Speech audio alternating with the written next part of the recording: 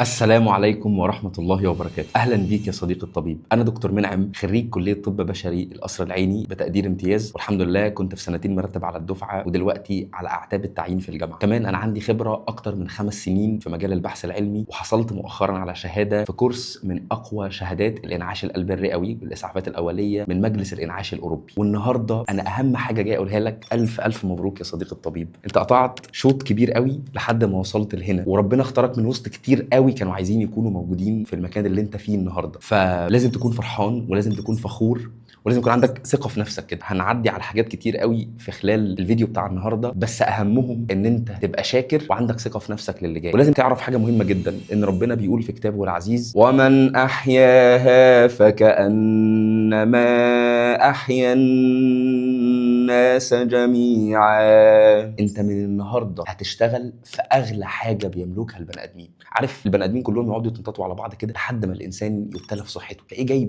باضعف صوره وباكتر صوره يعني بيبان فيها حقيقه ضعفنا واننا لا نملك والله الكثير في الحياه. وانت من النهارده سواء كنت في تمريض، طب بشري هيقدم الخدمه، او مرورا بكل الكليات الطبيه لحد اللي في علوم شغال في المعمل عشان يطلع لنا ابحاث، كل ده لازم تبقى حاطط في نيتك ومن احياها فكانما احيا الناس جميعا. الكليات بتاعتنا كليات صعبه، كليات فيها من المشقه الكثير والله العظيم. احنا اتمسح بينا بجد بلاط الكليه، امتحانات هنا وجري وسكاشن ومحاضرات من غير ما تتنفس، بضغط ضغط ضغط رهيب. فايه المانع ان انا وانا في الطريق الصعب ده كله اؤجر، يكون عندي النيه دي، وده اللي هيثبتك. عارف لما يكون عندك وجهه وهدف اسمى والله من الفلوس. انا كلنا عايزين فلوس، وانت عايز فلوس وانا عايز فلوس، لكن ده والله اسمى من الفلوس. الحاجه الثانيه اللي خلتنا نعمل النسخه المجانيه من كورس الاعداد والتاهيل للكليات الطبيه، هي نسخه مجانيه لانك هتتفرج علينا من خلال اليوتيوب ومش هيظهر لك ولا اعلان. احنا الفيديو ده مش هنفعل عليه اي اعلانات. هي الحاجه اللي انا مؤمن بيها واللي كتير جدا منكم عارفها عني، الايه اللي بتقول: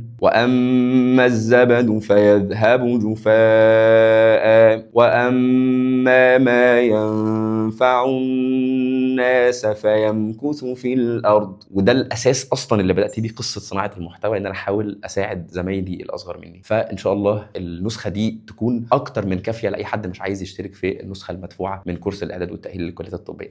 طب بدون رغي كتير، احنا النهارده هنتناول ايه يا صديقي الطبيب؟ هنتناول 4 حاجات رئيسيه. اول حاجه هي المصطلحات الطبيه، هنفهم القواعد الرئيسيه للمصطلحات الطبيه، وهقول لك على اكتر من 70 مصطلح طبي ان شاء الله هيغطوا لك كتير قوي وهيحطوك في حته حلوه جدا في المصطلحات. تاني حاجه، النهارده بعد ما توصل لشويه كده قدام في الفيديو هتعرف ازاي تقرا ورقه بحثيه. هقول لك اهميه البحث العلمي ليك كواحد في كليه طبيه، وهعلمك باذن الله انك ازاي تقرا ورقه بحثيه. النهارده هخليك تفتح موقع باب ميد الشهير، اشهر موقع للابحاث الطبيه، وتقرا بنفسك ورقه بحثيه. رقم 3، هقول لك اهم حالات في الاسعافات الاوليه، هقول لك القواعد الرئيسيه اللي احنا بنعتمد عليها في الاسعافات الاوليه، وهقول لك على اهم 3 حالات انت بتقابلهم كل يوم في مجال الاسعافات الاوليه. ورابع حاجه، بما اني الحمد لله زي ما قلت لك اتخرجت من كليه طب بتقدير امتياز، وفي سنتين كنت مرتب على الدفعه، وان شاء الله هتعين في الجامعه. هقول لكم الاخبار دي قريب باذن الله، او لو اتفرجت على الفيديو متاخر شويه ممكن تكون خلاص عرفت. هقول لك شويه من الاسرار اللي انا كنت بذاكر بيها ايام الجامعه والغلطات اللي وقعت فيها، وان شاء الله هنطبق ده على مادتين من مواد الكليات الطبيه. عايزك تجيب كوبايه القهوه بتاعتك، انا مش هشتغل من غير كوبايه قهوه.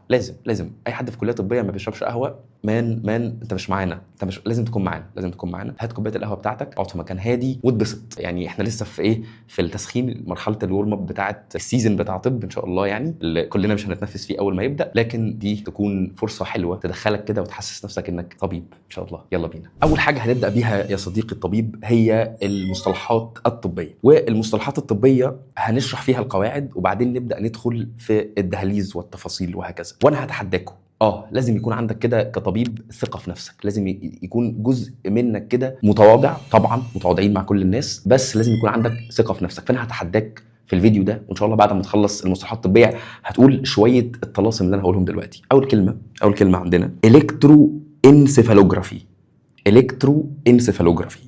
تاني كلمه جاكستاجلوميريولار اباريتس. تالت كلمه اوسوفاجو جاسترو دودوانوسكوبي. طلاسم بس انا تمام. يلا بينا نبدا.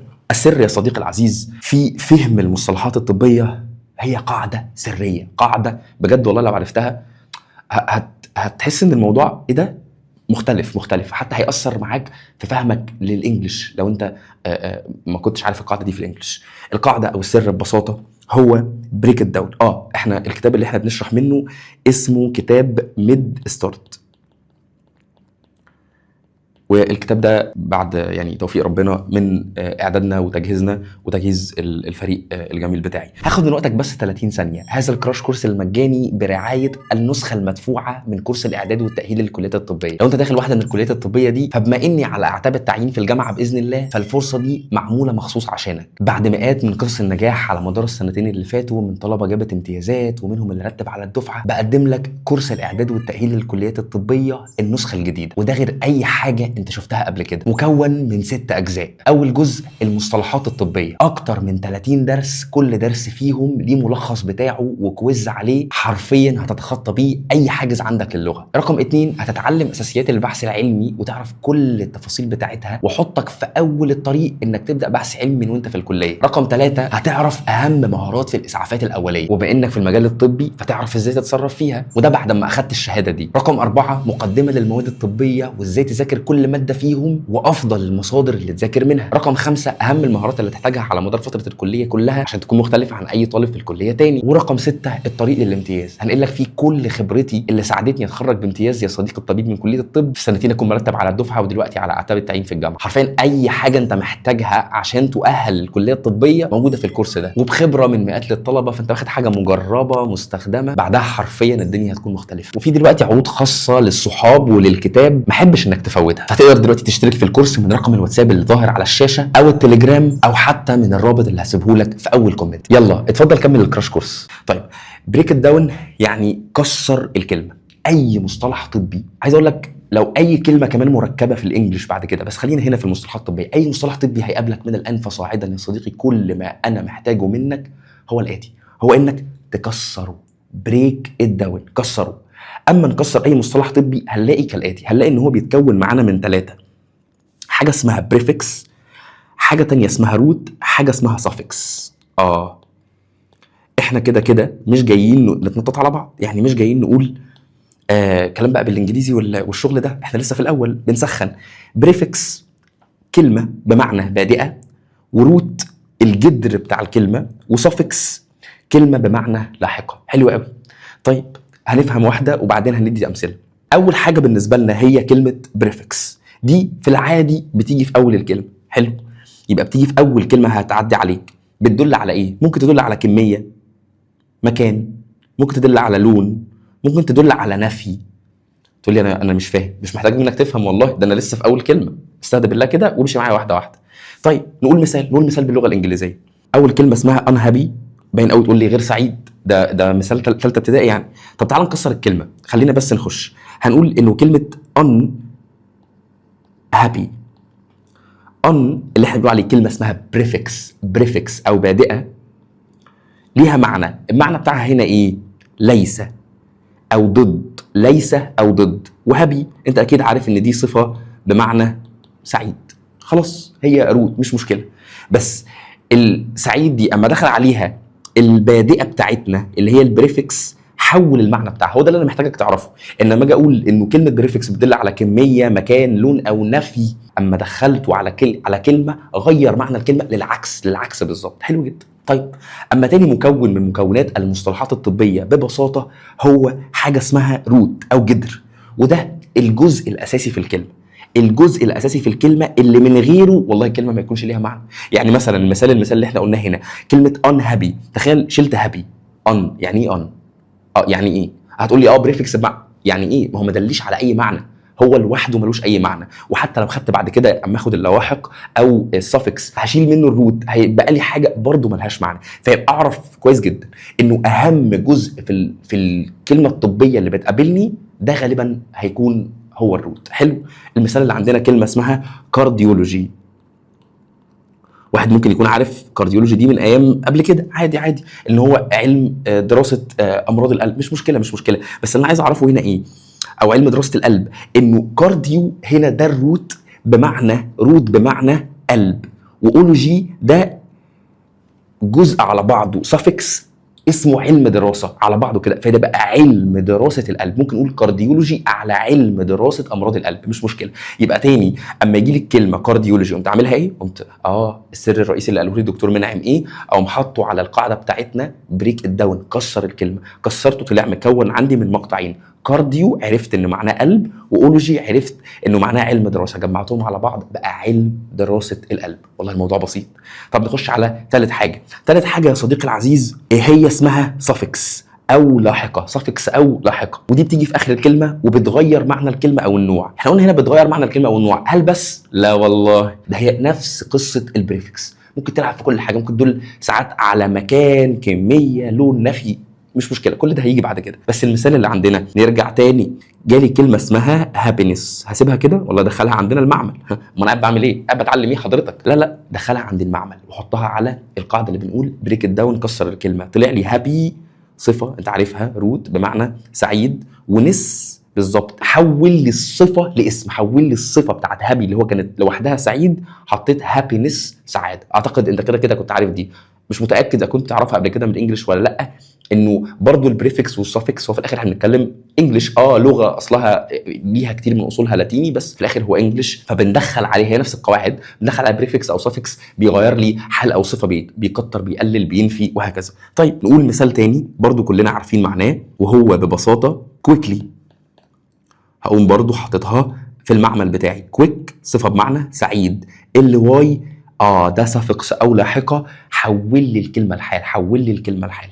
يبقى تاني اللي احنا قلناه من الاول، احنا ما قلناش حاجه على فكره، احنا ما قلناش حاجه، بس قلنا اهم سر هناخده من دلوقتي وهتحطه في اي كورس، اي كتاب هتقراه عن المصطلحات الطبيه هنستخدم فيه نفس السر، بريك داون او كسر الكلمه. اي كلمه، اي مصطلح طبي بيتكون عندي من 3 اجزاء رئيسيه، جزء اسمه بريفكس بمعنى بادئه، جزء اسمه روت ما ينفعش استغنى عنه، والله ما ينفعش، للاسف ما ينفعش استغنى عنه، وجزء في الاخر اسمه suffix او لاحقه. ده كلام جميل قوي قوي قوي. نخش على اللي بعد كده. طيب يقول لي بقى ايه السؤال اللي ممكن حد فيكم يساله دلوقتي؟ ليه الكلام ده مهم يا صديقي الطبيب؟ هقول لك، لان تحليل الكلمه انا هدفي انه افهم الكلام من غير ترجمه، وده هيحصل على فكره، الموضوع مش معجزه، يعني ان انت تبقى فاهم الكلام الطبي ده اللي هو الكلام المعقد، كم مثال اللي احنا قلناه، لا ده مش معجزه، ما احنا قاعدين بنعمل ايه؟ لا لو انت مش واثق فينا اقفل الفيديو، اتفضل. لا اتفضل، واثق؟ خلاص خلينا نكمل. طيب تاني حاجه ان نربطها بكلمات متشابهه، يعني انا لما قلت لك مثلا كلمه كارديولوجي وانت عرفت تكوينها، ان كارديو في الاول روت بمعنى قلب، واولوجي ده علم دراسه، اقول لك نيورولوجي، تقول له ايه ده؟ انا حاسس ان الناس سمعتها قبل كده. تعال نكتبها كده، نيورولوجي. نيورو هنا يعتبر بادئه، لا ركز، ده اهم كلمه، ده روت بمعنى نيرف او عصب، واولوجي علم دراسه، يبقى علم دراسه الاعصاب. يبقى انا كده عرفت الكلمات المتشابهه كمان. والاهم في المصطلحات الطبيه ان دماغي اللي انا متعود بيها طول الوقت ان انا احفظ واذاكر بالعربي، دلوقتي بقيت عارف استخدم المصطلحات الاجنبي، المصطلحات الانجليش، المصطلحات اللاتيني الطبيه الصعبه المعقده، ان انا اترجمها بسهوله، بقى في جزء تلقائي بيفهمني الكلام وبيربطه لي باللغه العربيه بتاعتي. حلو. طب هل الروت ممكن يتشال من الكلمه؟ احنا جاوبنا على دي غالبا لا، لكن ساعات بيكون التركيز بتاع الكلمه مركز على البريفكس او السفكس. يعني مثلا كلمه زي المثال اللي مضروب هنا irreplaceable، irreplaceable تحسها كلمه موجود فيها 3 حاجات، اول مقطع وابل اللي موجود في الاخر، المقطع ابل، وريبليس ده الروت بتاعنا اهو، حللها ار او بريفكس ريبليس روت، والابل دي سفكس، يبقى على بعضها irreplaceable غير مستبدل. هتلاقي التركيز شويه، انا كنت عايز اخلي الكلمه دي صفه فحطيت لها المقطع ابل اللي في الاخر او ABLE، ار اللي في الاول ده عشان كنت عايز استخدم ان هي ضد، فيبقى irreplaceable غير مستبدل. فهمت؟ بس التركيز شايف ايه ده؟ اتسحب مننا الروت في النص، اخدت بالك؟ ما ركزتش على كلمه ريبليس، بس هي اساس الكلمه. لو حطيت وابل اللي في الاخر ايرابل، يعني ايه ايرابل؟ مفيش، ملهاش معنى، او على الاقل حتى ان شاء الله لو جمعنا الكلام وبالصدفه طلع ليها معنى، هو غير تماما المعنى اللي احنا قاصدينه. حلو قوي. الخلاصه اللي احنا عايزين نقولها ايه؟ اي مصطلح طبي يا صديقي الطبيب هيقابلك هنعمل فيه هنكسره ل3 اجزاء. طب احنا قلنا على فكره مصطلحات من شويه ما كانش فيها 3 اجزاء، يبقى الاساس ان انا هحطه على المسطره بتاعتي، والله طلع فيه جزئين، طلع فيه 3 اجزاء، هتعامل معاه بنفس القاعده. حلو، لانه كده لازم هيكون مكون من ال3 اقسام بتوعنا، بريفكس وروت وسفكس. ده هيخليك تفهم 90% من المصطلحات الطبيه زي ما قلت لك من اول مره تشوفها، يعني ده كانه الهاك اللي هيلخص لك القصه بقى. طيب ومع التدريب والفهم والزوايا المختلفه اللي هنتناول بيها اللغه والاحتمالات اللي هتعدي عليك على مدار سنين الكليه، هو ده اللي احنا جايين نعمله بقى، ان احنا نركب لك معلومات مختلفه، نديك امثله مختلفه، نبني لك والله هو ده ممكن يجي بشكل عامل ازاي، طب ده انت ممكن تقابله بشكل عامل ازاي، طب تقابله في ماده ايه، كل ده اللي هتعرفه بالتفصيل. القهوه يعني ايه دكتور من غير قهوه؟ مش فاهم، ما علينا.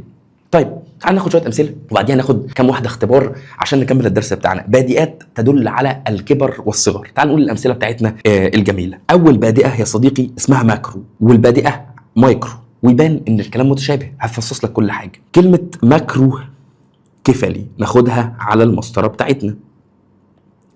ماكرو كفلي، ماكرو معناها كبير او ضخم، ماكرو بادئه بمعنى كبير او ضخم، وكفلي معناها راس، فتضخيم حجم الراس ده واحده بقى من الامراض الخطيره جدا اللي ممكن اقول لك حاجه بس والله ده ممكن يكون سر. بص اهم قصه اثرت فيا انا في حياتي عامه وانا صغير، كنت داخل في قصه الماكرو كفلي. ليه بقى؟ مش عايز اصعبها عليك، تعالى نشرحها. اي طفل دي دماغه بيكون فيه زي سوتشرز كده او خطوط بين دماغه، وفي النص في فتحات، الفتحات دي اسمها فونتانيل والخطوط دي اسمها سوتشرز. الحاجات دي كلها على بعضها بفعل شويه حاجات في الجسم وبفعل النمو بتقفل.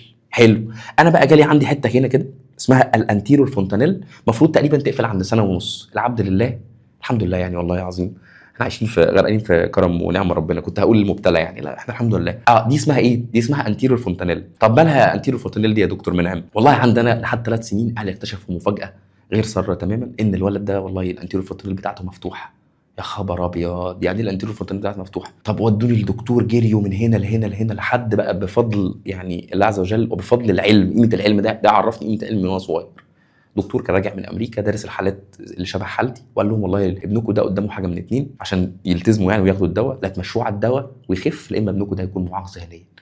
وفي لحظه كده يا صديقي والله العظيم كان ممكن مسار الواحد يكون الناحيه الثانيه. فبقول لك احنا غرقانين في نعم ربنا يعني، وده كان السبب الرئيسي اني دخلت كليه الطب بعد كده. طب ماكرو كيفلي يعني دماغه كبيره. عارفين الفيلم اللي احنا اتفرجنا عليه زمان كلنا كده واحنا صغيرين، ميجا مايند؟ اهو واحد دماغه كبيره كده، ربنا يشفي الاطفال كلهم ويعافيهم. يبقى الاسباب مختلفه جدا. يبقى ماكرو تاني يرجعك بقى للقصه. بحب انت، انا عارف ان الحكاوي دي بتموت في الحكاوي، تموت في القصص، لكن نيجي نركز خلاص. يلا يبقى ماكرو كبير او ضخم، وكفلي يبقى ده مقطع روت بمعنى ايه؟ بمعنى راس، يبقى كبير الراس. ماكرو كفى مرض في تضخيم لحجم الراس. طيب مايكرو كفلي ده صغير، عكسها تماما اعتقد. مايكرو صغير جدا جدا جدا، مايكرو كفلي وللاسف في نسبه من الاطفال دي مش بيعيش. حلو، يبقى انت تبقى عارف يبقى كبير الراس او صغير الراس. اعتقد الكلام مش صعب. طيب الموضوع هيبدا يتصعب واحده واحده. طيب بديهيات تدل على اقل او اكثر، بديهيات تدل على اقل او اكثر. وهنا بقى هديك واحده من الحاجات اللي عايزك هتعرف المعلومه دي توقف الفيديو وتروح تتنطط بيهم في البيت. لا يا حبيبي، لا يا حبيبي، انت مش جايب لي مجموع عالي واسمك الدكتور راح والدكتور جه ومش عايز تتنطط. لا اتنطط يا ابني والله بجد. يعني لازم تبقى تحس كده بهذا الاعتزاز بدون تكبر، والله يعني بدون تكبر. يعني بيقول لي اتنطط ايه في التواضع، يعني ايه بالهزار بالضحك. يعني احنا كلنا يعني ايه، مفيش فرق بيننا، لازم نكون متواضعين. هايبر ده معناه فوق الطبيعي، وهايبو معناه تحت الطبيعي. طيب يبقى هايبر فوق الطبيعي وهايبو تحت الطبيعي. هنشرح فين؟ افتكر معايا، بنشرح في البريفكس البوادئ وبنقول امثله عليها. طيب هايبر تنشن معناه ضغط، هايبر تنشن ارتفاع ضغط الدم. تقول لي انت بتشرح بطريقه غير انا اتعودت عليها. قلت لك انا اسف. نجيبها على المسطره بتاعتنا، ونقول هايبر تنشن اهو. هايبر تنشن، قسم لي الكلمه هايبر بادئه اهو بريفكس بمعنى فوق الطبيعي، وتنشن معناه ضغط، او هنا بنقول في السياق بتاعنا ضغط الدم. هايبر تنشن والله ارتفاع ضغط الدم. يعني تقوم دلوقتي تروح تقول لمامتك يا ماما اللي عندها ضغط مثلا، او بابا اللي عنده ضغط، بابا ازيك يا بابا عامل ايه؟ انا عايز اقول لك حاجه عشان تبقى فخور بيا. تبص في الارض كده، لازم تبص في الارض وتتكسف كده. انت عندك هايبر تنشن كده يعني، فاهم؟ وتعمل تغمز له كده. طبعا يعني مش مهم هيحصل فيك ايه بقى، مش مسؤوليتي يعني، انت حسب كل واحد وطريقته يعني واهله. هتلبسني مشاكلك. بس ارتفاع ضغط الدم اللي عند بابا وماما ده اسمه هايبرتنشن. طيب هايبوتنشن ده ضغط الدم القليل، يبقى ده انخفاض في ضغط الدم. عارف الهايبوتنشن ده؟ عارف البنت صاحبتك اللي كل شويه هيغمى عليا ويغمى عليها فعلا، دي بيغمى عليها فعلا عشان شويه اتنشن بقى والحاجات دي. لا مش دايما، بس يعني ايه انخفاض ضغط الدم ده اللي بيحصل فجاه، او مريض السكر اللي فجاه تلاقيه اغمى عليه غيبوبه سكر. وهنجيله ده في اخر جزء خالص. مريض السكر ده عنده هايبوتنشن يبقى انخفاض في ضغط الدم. اديك عرفت مصطلحين. حلو. طب بديهيات تدل على الطبيعي او المتوازن. كلمه مهمه جدا هنا اسمها ايوثايرويد، وكلمه اسمها ايوثايرويد ده المثال بتاعنا، كلمه اسمها ايو، وده بادئه بمعنى طبيعي او جيد. المثال بتاعها ايوثايرويد. نورمو بمعناها طبيعي، والمثال بتاعها نورمو جلايسيميك. لا افهمك كل حاجه ما تقلقش. اول كلمه تعال نزوم كده ونقول ايو ثايرويد. ايو زي ما احنا قلنا بادئه بريفكس بمعنى طبيعي او جيد. الثايرويد الغده الدرقيه. عارف انت الغده الدرقيه اللي موجوده هنا كده بالظبط. الغده الدرقيه اللي احنا درسناها اكيد في جاي من ثانوي، اكيد عدت علينا قبل كده قصه الغده الدرقيه دي. ايوثايرويد ده بقى الشخص اللي هو زيه زيك ان شاء الله، ما حدش يكون بيتفرج يكون عنده اي مشكله، ولو عندك مشكله ربنا يعافيك ويشفيك يا رب ويتم شفاك على خير. ايوثايرويد هو ايه؟ الشخص العادي اللي مستواه طبيعي في الثايرويد. اقول لك مثال حلو، انت حبيبي. بص، هذه الغده في منها مصطلحين تانيين، واحد اسمه هايبر واحد اسمه هايبو. تقول لي سيبني انا بقى. ايوه اسيبك. هايبر ثايرويد احنا لسه قايلين هايبر بادئه بمعنى ايه؟ عالي. فما اقول لك عيان هايبر ثايرويد يبقى عيان الثايرويد هرمون بتاعه عالي، تي 3 والتي 4. طب هايبوثايرويد نفس الكلام، ده دول قليلين، ده المريض اللي عنده خمول في الغده الدرقيه. يبقى شايف لما كنا بنقول ان هدفي ان انا مركب الكلمه بالشكل ده اقدر اخلق منها مصطلحات ثانيه، الكلمات المتشابهه بتاعتها اهو. انا عرفت كلمه واحده، او المثال اللي كان عندنا كان ايوثايرويد، عرفت منه هايبر وهايبوثايرويد وايوثايرويد. دول الثلاث حاجات اللي في درس الثايرويد في موديول الاندوكراين ان شاء الله لما تدرس الغدد هتفتكرني. حلو. طب طبيعي نورمو جلايسيميك ده سكر الدم، بنقوله على سكر الدم، هذا المصطلح الروت. ونورمو زي ما انت عارف بريفكس بمعنى ايه؟ طبيعي. يبقى سكر دم طبيعي زيه وزيك، ما عندوش مشكله. طيب نقول بقى لحسن الحظ ان برضو هايبر وهايبو. هايبر جلايسيميك سكر الدم بتاعه عالي، طب هايبو جلايسيميك سكر الدم بتاعه منخفض.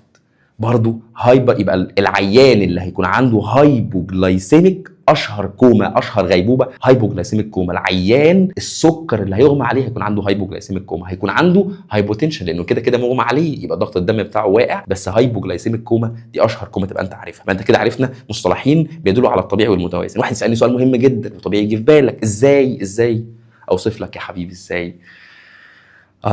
ما علينا.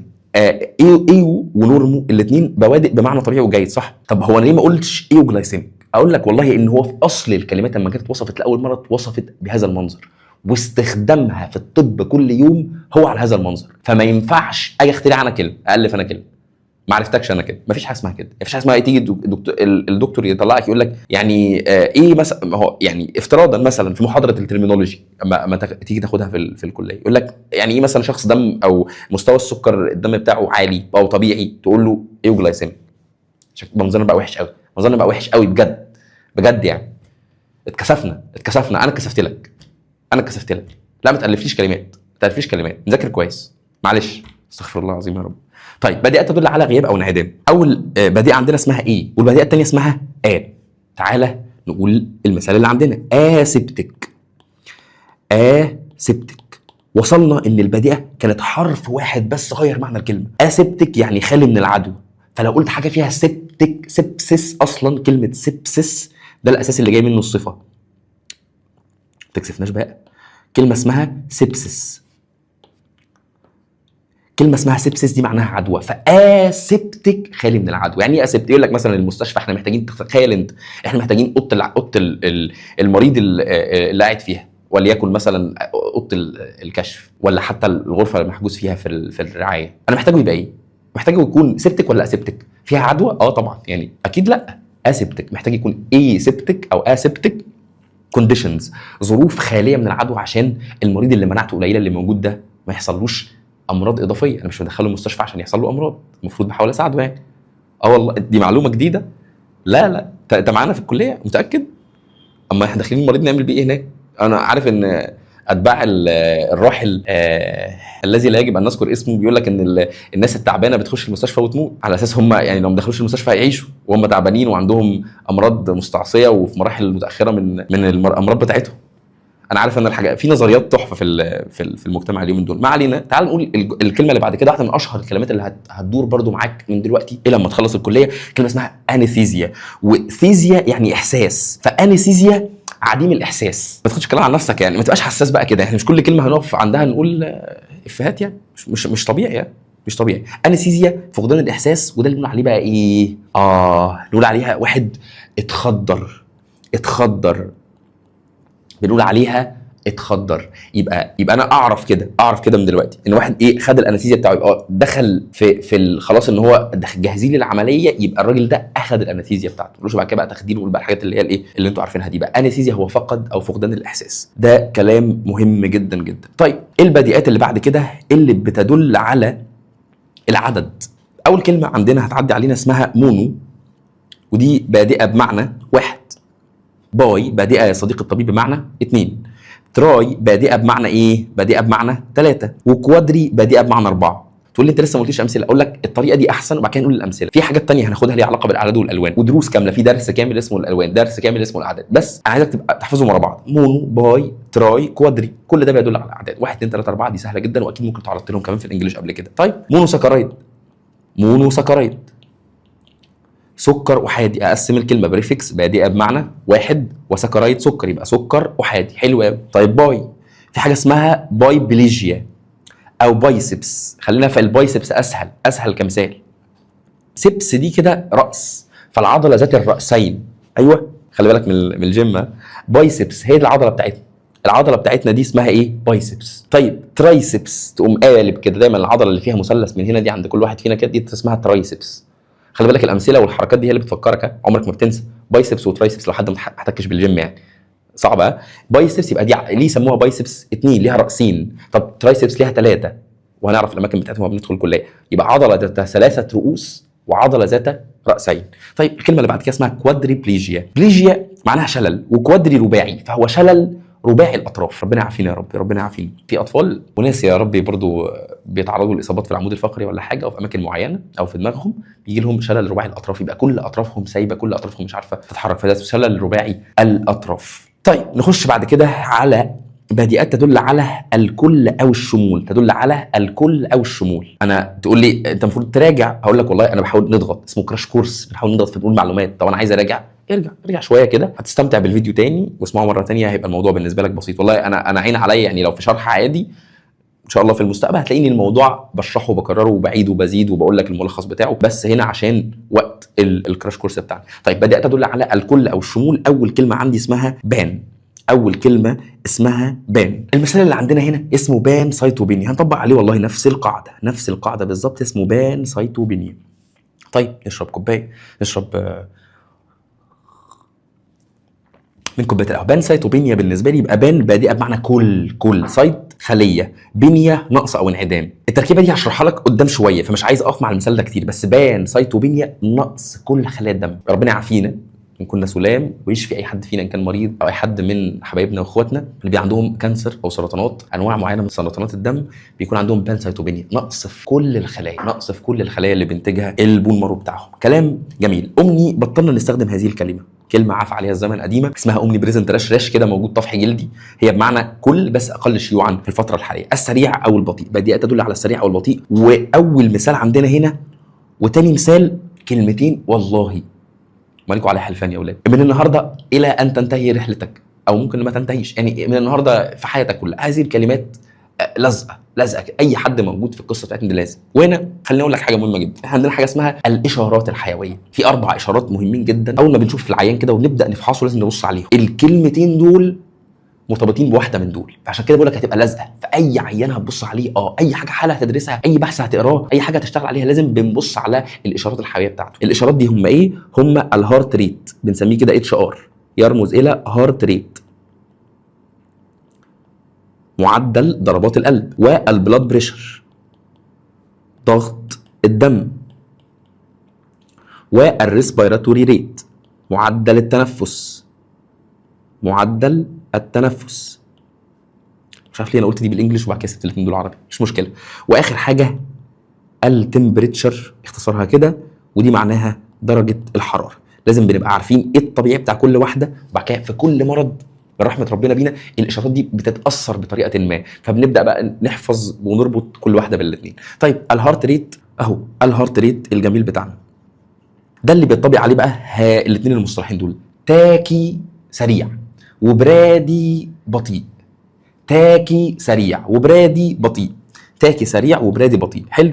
تاكي كارديا، يلا نكسر ناخدها على المثال بتاعنا، وليكن هنا تاكي كارديا، قمت جايب تاكي، كلمه تاكي قلت دي سريع بادئه بمعنى سريع، كارديا قلب، يبقى ضربات قلب سريعه. اهو واحد بينهج، دي بتحصل بشكل طبيعي امتى؟ اما ننهج نجري تاكي كارديا. واحد يقف كده يقول له انت عندك تاكي كارديا، ممكن تتنطط بيها على اصحابك، يعني الاولانيه باباك لو ما اتدربتش يعني تجربها في اصحابك بقى. تاكي كارديا. طب برادي كارديا بطيء، تحس واحد اللي هو موجوده في الناس الكبيره بشكل طبيعي، موجوده كمان لو احنا نايمين، العمليات الحيويه اقل. النوم من المعجزات يعني. في حلقه هتلاقيها موجوده على قناه البودكاست اتكلم عن النوم. فكنا بنتكلم انه اصلا في النوم في عمليات حيويه شغاله موازيه تماما للعمليات، سبحان الله يعني موازيه تماما للعمليات الحيويه اللي بتتم وانت صاحي.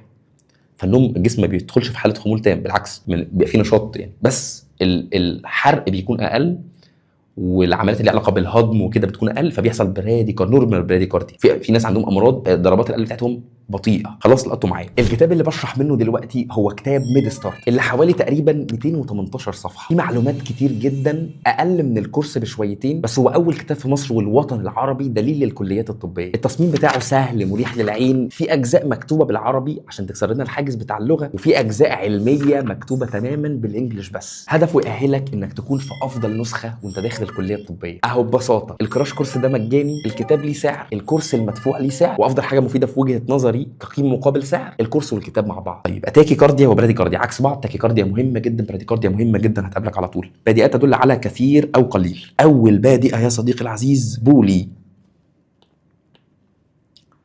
كتير، واوليجو بمعنى قليل. طيب نقول حاجه لذيذه، اوليجو اهو، وبولي او بولي واوليجو. بولي يوريا، يوريا هي بول، فانا اقول بولي يوريا تبول مفرط، بول شحيح اوليجوريا، يبقى بول كتير بولي يوريا اوليجوريا.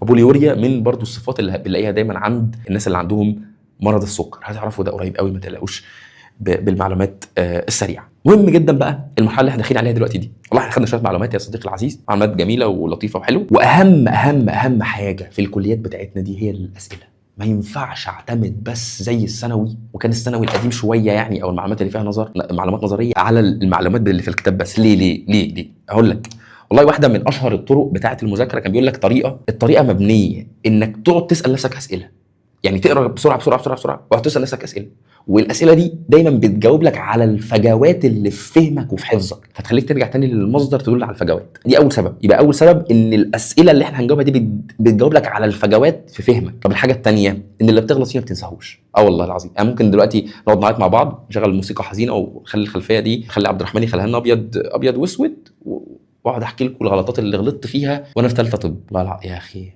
والله فاكرها الحمد لله. فاللي بتغلط فيه ما بتنساهوش، ده مهم جدا جدا جدا. فالامتحانات مهمه جدا للتثبيت، او الاسئله عامه مهمه جدا للتثبيت. يلا هنسال بعض، وهسيب لك كده 10 ثواني انت ممكن توقف عشان برضو وقت الفيديو وتجاوب على السؤال ونرجع نكمل. اول سؤال هيقابلنا هنا، ما معنى بادئه هايبو في المصطلحات الطبيه؟ فوق الطبيعي، تحت الطبيعي، طبيعي، سريع. يلا بالظبط كده، تحت الطبيعي. طيب المصطلح ماكرو كفلي، ماكرو كفلي قلنا مثال مشهور جدا عليه، مثال كرتوني ومثال مش كرتوني ان شاء الله يعني ما نكونش كلاونات. صغر الراس، تضخم في حجم الراس، صداع نصفي ولا ورم في المخ؟ تضخم في حجم الراس، بالظبط كده. السؤال رقم 3، ما البادئه التي تدل على كلمه غياب او انعدام؟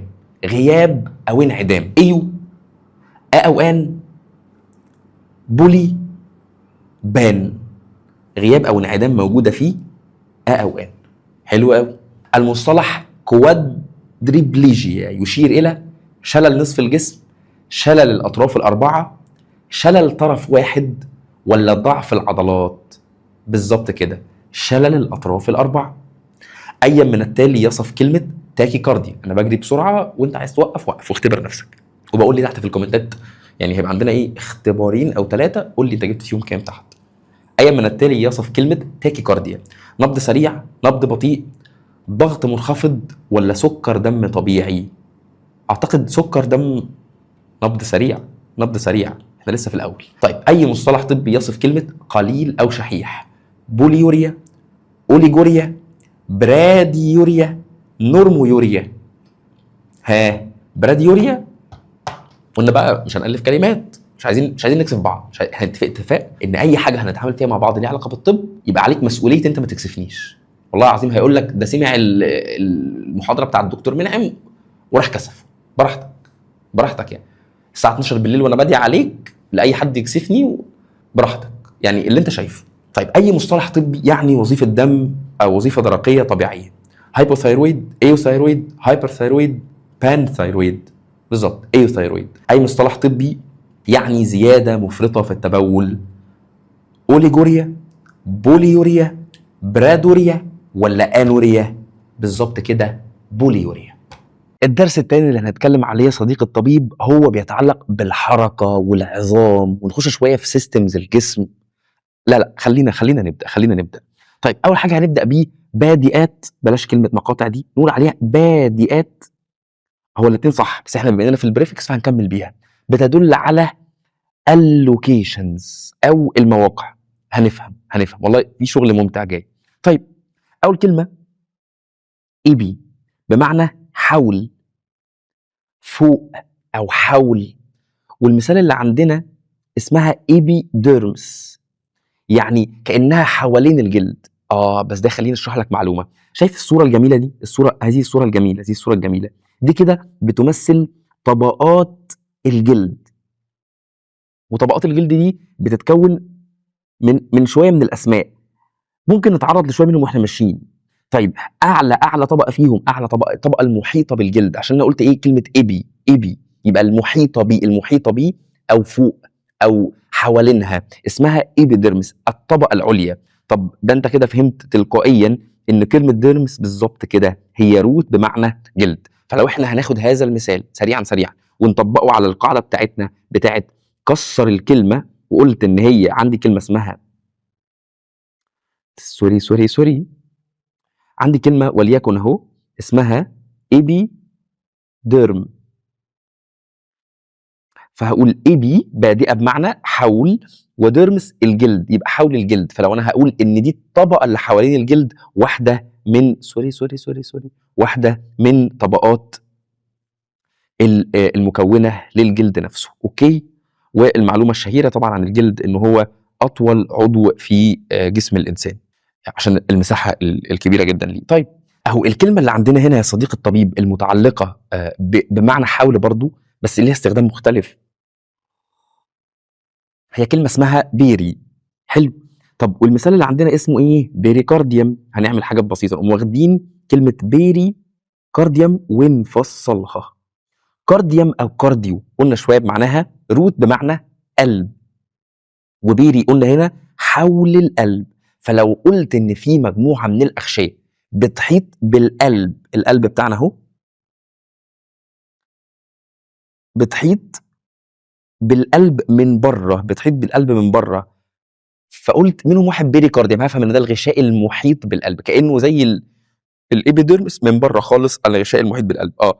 وده القلب بتاعنا. يعني عامه القلب ده شويه حاجات كده عامه من اول دلوقتي فصاعدا مش شبه العامه بقى. فالقلب ده مش عندنا، ما تعملوش قدام حد عشان يبقى شكلك مش حلو. طيب الكلمه اللي بعد كده كلمه اسمها سيركم، ودي معناها برضو اراوند او حول. واشهر مثال في كلمه سيركم دي كلمه اسمها سيركم سيجن. لو انا قلت انه سيجن هي عمليه بشيل فيها الجلد، سيجن عمليه. طيب وسيركم سيجن على بعضها اسمها الختان، هي العمليه اللي بيتم فيها ازاله الجلد المحيط بالقضيب. حلو قوي، يبقى سيركم سيجن على بعضها. وبرضو كل واحده من دول بيديك نفس الايحاء. سيركمسيجن حتى انا عمليه بشيل فيها الجلد بس المحيط بالقضيب، فسيركمسيجن يبقى حوالين القضيب. اكيد انت فاهم ده. طب بيريكارد يبقى حوالين بيري حوالين القلب، عضله القلب. قلت اول كلمه ايبيدر يبقى حوالين طبقه الجلد. كلام محترم قوي قوي قوي. تاني مجموعه هتكلم عليها هنا هي متعلقه بمواقع مختلفه بالنسبه للحاجات. حلو. اول كلمه معناها جوه يعني ايه؟ جوه يعني اندو. والمثال اللي عندنا اندوكارديوم. كارديوم قول انت بقى. بالظبط سمعتك، روت بمعنى قلب، واندو داخل، يبقى غشاء مجوف لعضله القلب. فلو انا قلت والله مثلا انه هذا القلب الجميل، القلب الرائع اهو، في غشاء مبطن من داخله يبقى اسمه اندوكارديوم، من خارجه يبقى اسمه بيريكارديوم. ودي يعني ايه رسمه مختصره زياده. طيب الكلمه اللي بعد كده اللي معناها داخل او جوه كلمه اسمها انترا. ما اشهر وما احلى وما امتع الحديث عن اللي حوالين كل حاجه في الجسم، المكون لكل حاجه في الجسم وهي الخليه. واحنا لينا احاديث شيقه ان شاء الله قدام في فسيولوجيا الخليه، وازاي الخليه بتشتغل، وازاي عظمه خلق ربنا سبحانه وتعالى عز وجل في الخليه، اللي التفاصيل بس اللي فيها تخليك تقف مندهش. ان ده بيتكرر في انواع مختلفه من الخلايا، وكل مجموعه من الخلايا مكونه لنسيج من الانسجه، وكل مجموعه من الانسجه مكونه لعضو من الاعضاء، وده كله بيشتغل في تكامل مع بعضه عشان يكون الجسم الانسان اللي انت عايش بيه. وبتروح تستعبط وتستهبل فيه وتهدره هنا وهناك وتبوظه بعادات صحيه. وده دايما بيخليني ابص مثلا لحاجه زي الظاهره اللي اتكلمنا عنها من شويه اللي موجوده بعين الاعتبار، اللي هو ولا تلقوا بايديكم الى التهلكه. انا ببقى عارف ان العاده اللي انا بعملها دي بتدمر صحتي، بتاثر عليا، سواء عاده سلبيه او حتى تدخين، ولا الحاجات المنتشره بين الشباب اليومين دول، او حتى ان انا مثلا اتبع نظام مش عارف شكله عامل ازاي واهدر في صحتي، ابطل دواء ولا اعمل واقول ده كده كده انا هموت، ولا او كده كده انا ده مصيري الى الوفاء. ما تيجي تكلم حد قول له الايه دي، استعين بالامثله اللي موجوده عندك في الطب، انت مسؤول من ده، وقول له الايه دي ولا تلقوا بايديكم الى التهلكه، ربنا قال كده، ليك دواء خده، مش حاجه اسمها بطل دواء، مش حاجه اسمها الكلام ده والله يا جماعه. طيب انترا سيلولر فلويد، خلينا نكسر الكلمه. لو انا قلت انترا بادئه بمعنى انت عرفت دلوقتي بمعنى داخل، سيلولر سيل معناها خليه، واي ار ده هرجع له كمان شويه، بس هنقول ان هو حاجه مرتبطه بالخليه، وفلويد بمعنى سائل، يبقى سائل داخل الخليه. لو انا ارسم سهم عشان يعبر عنه، ودي مثلا هي الخليه، فارسم سهم يروح كده انترا سيلولر فلويد، يبقى سائل داخل الخليه، سائل داخل الخليه. يبقى اندو بمعنى داخل او جوه، وانترا سيلولر برضو بمعنى داخل او جوه. كلام محترم جدا. نيجي على مثال مهم قوي، الا وهو بره او خارج. زي ما قلنا داخل نقول عكسه اكزو، معناها اكزو ده معناها بره. اكزوكراين جلانز دي الغدد التي تفرز لخارج زي الغده العرقيه. وده خلينا نشرح برضو حاجه بسيطه عشان نبقى فاهمين احنا بنحفظ ايه، ما نحفظش وخلاص. طيب الجلانز عندنا يا جماعه، او الغدد، الجلانز او الغدد دي ليها نوعين، نوع اسمه اندوكراين ونوع اسمه اكزوكراين. من الواضح بان قلت اكزو يبقى بره للخارج، واندو يبقى جوه، حتى لسه قايلين كلمه اندو فوق، اندوكارديوم، فده للداخل. هقول لك مثال على هنا ومثال هنا تفهم. المثال اللي على اكزوكراين جلانز الغدد العرقيه، انت فكر كده، الغدد العرقيه بتطلع ايه؟ بتطلع عرق. طب هل العرق ده بيفضل جوه ولا انت بتشوفه على السطح؟ لو قعدنا في مكان حر شويه هتبدا تشوف عرق، يبقى انت بتشوفه لبره، فده كده غده بتفرز الافرازات بتاعتها للخارج، وده اكيد عشان يخرج لبره بيكون عن طريق قناه. فلو انا مثلا تخيلت كده ان دي شكل الغده، فكده كده ليها قناه بتطلع بيها الافراز بتاعها لبره. حلو. طب لو انا قلت لك غده زي الغده الدرقيه اللي كنا بنتكلم عنها في الدرس الاول، الغده الدرقيه اللي موجوده هنا، هل انت عمرك وانت ماشي كده شفت واحد الافراز الهرمون الغده الدرقيه بتاعه طالع لبره؟ عمرك ما بتحس بيه. طب اما بنروح بندور عليه بنعمل ايه؟ بناخد عينه من الدم وبنكشف عن الهرمون ده. فالغدد اللي بتفرز افرازاتها مباشره للدم بنسميها الغدد الصماء.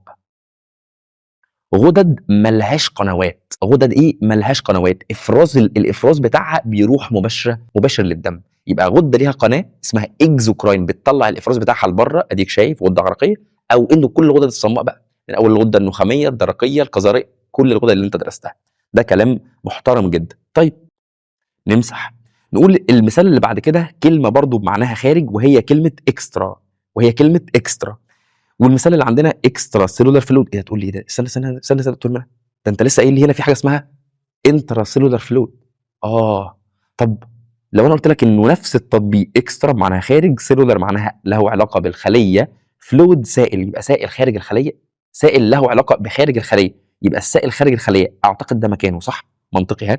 يبقى سائل خارج الخليه، من بره ادي الخليه، من بره اكسترا سيلولار فلويد، من جوه انترا سيلولار فلويد، انترا سيلولار فلويد من جوه، من بره اكسترا سيلولار فلويد. يقول لك في حته تانية بادئه تانية بنتعرض لها برضو في اول كام درس في الكليه، اسمها انتر هنا معناها ان بتوين، لكن انترا جوه. انتر ان بتوين، لكن انترا جوه. افتكر لو انا قلت مثلا ادي عندي مجموعه من الخلايا، ادي مجموعه من الخلايا كده مثلا، وبعبر عن حاجه موجوده جوه الخليه، يبقى جوه الخليه نفسها هقول انترا سيلولر. لكن بين الخليه دي، خليه وخليه، انتر سيلولر. وهاجي لها تاني قدام، بس انا عايزك دلوقتي تفرق ان انا بقى عندي ايه، بقى عندي خليه جواها انترا سيلولر، براها اكسترا سيلولر. لو في خليتين مع بعض هقول في النص بينهم انترسيلولر، بين الخلايا. حلو، يبقى دي انتر اكسترا سيلولر. حلو جدا، كلام محترم وكلام بسيط. اعتقد نخش على المثال اللي بعد كده. كلمه اسمها ترانس، وترانس معناها ايه؟ ترانس معناها عبر او خلال. المثال اللي عندنا كلمه اسمها ترانس ممبرين. ترانس بادئه بمعنى خلال او عبر، ممبرين يا اصدقائي معناها غشاء، فاقول ترانس ممبرين يبقى عبر الغشاء. كأن مثلا تخيلت ان ده والله وليكن غشاء الخليه، ده كده غشاء الخليه، دي الخليه وده الغشاء بتاعها. اما اقول حاجه عدت من خلال الغشاء يبقى ترانس ممبرين. يبقى ترانس ممبرين. اديك عرفت البادئه بالمثال بتاعها والتمثيل بتاعها كمثال، ان شاء الله ما تمسحش. حلو قوي. معلومات تانية، انه في زي ما احنا قلنا مثلا كلمه وان، قلنا مش عارف ايه ونورمو، في حاجات تانية معبره برضو عن عبر او خلال. والمثال اللي عندنا هنا كلمه اسمها دايجنوسس، دي برضو من الكلمات اللي هتلزق جدا فيك في الطب. دايا معناها عبر او خلال، وجنوزس معناها معرفه. اما اقول عبر المعرفه وقربتها بحاجه ليها علاقه بالطب، دي الكلمه المشهوره عندنا اللي احنا بنسميها ايه؟ تشخيص. بنسميها تشخيص ده. هي كلمه اسمها دايجنوزس، اساسها كلمه دايا اللي معناها عبر او خلال. كلمه تانية مهمه جدا جدا برضو، لو انا رسمت كده وجيت قلت والله ما تيجي نخرم خرم هنا في الغشاء، انا عملت حاجه اسمها ايه؟ بيرفوريشن. عارفين بتحصل فين؟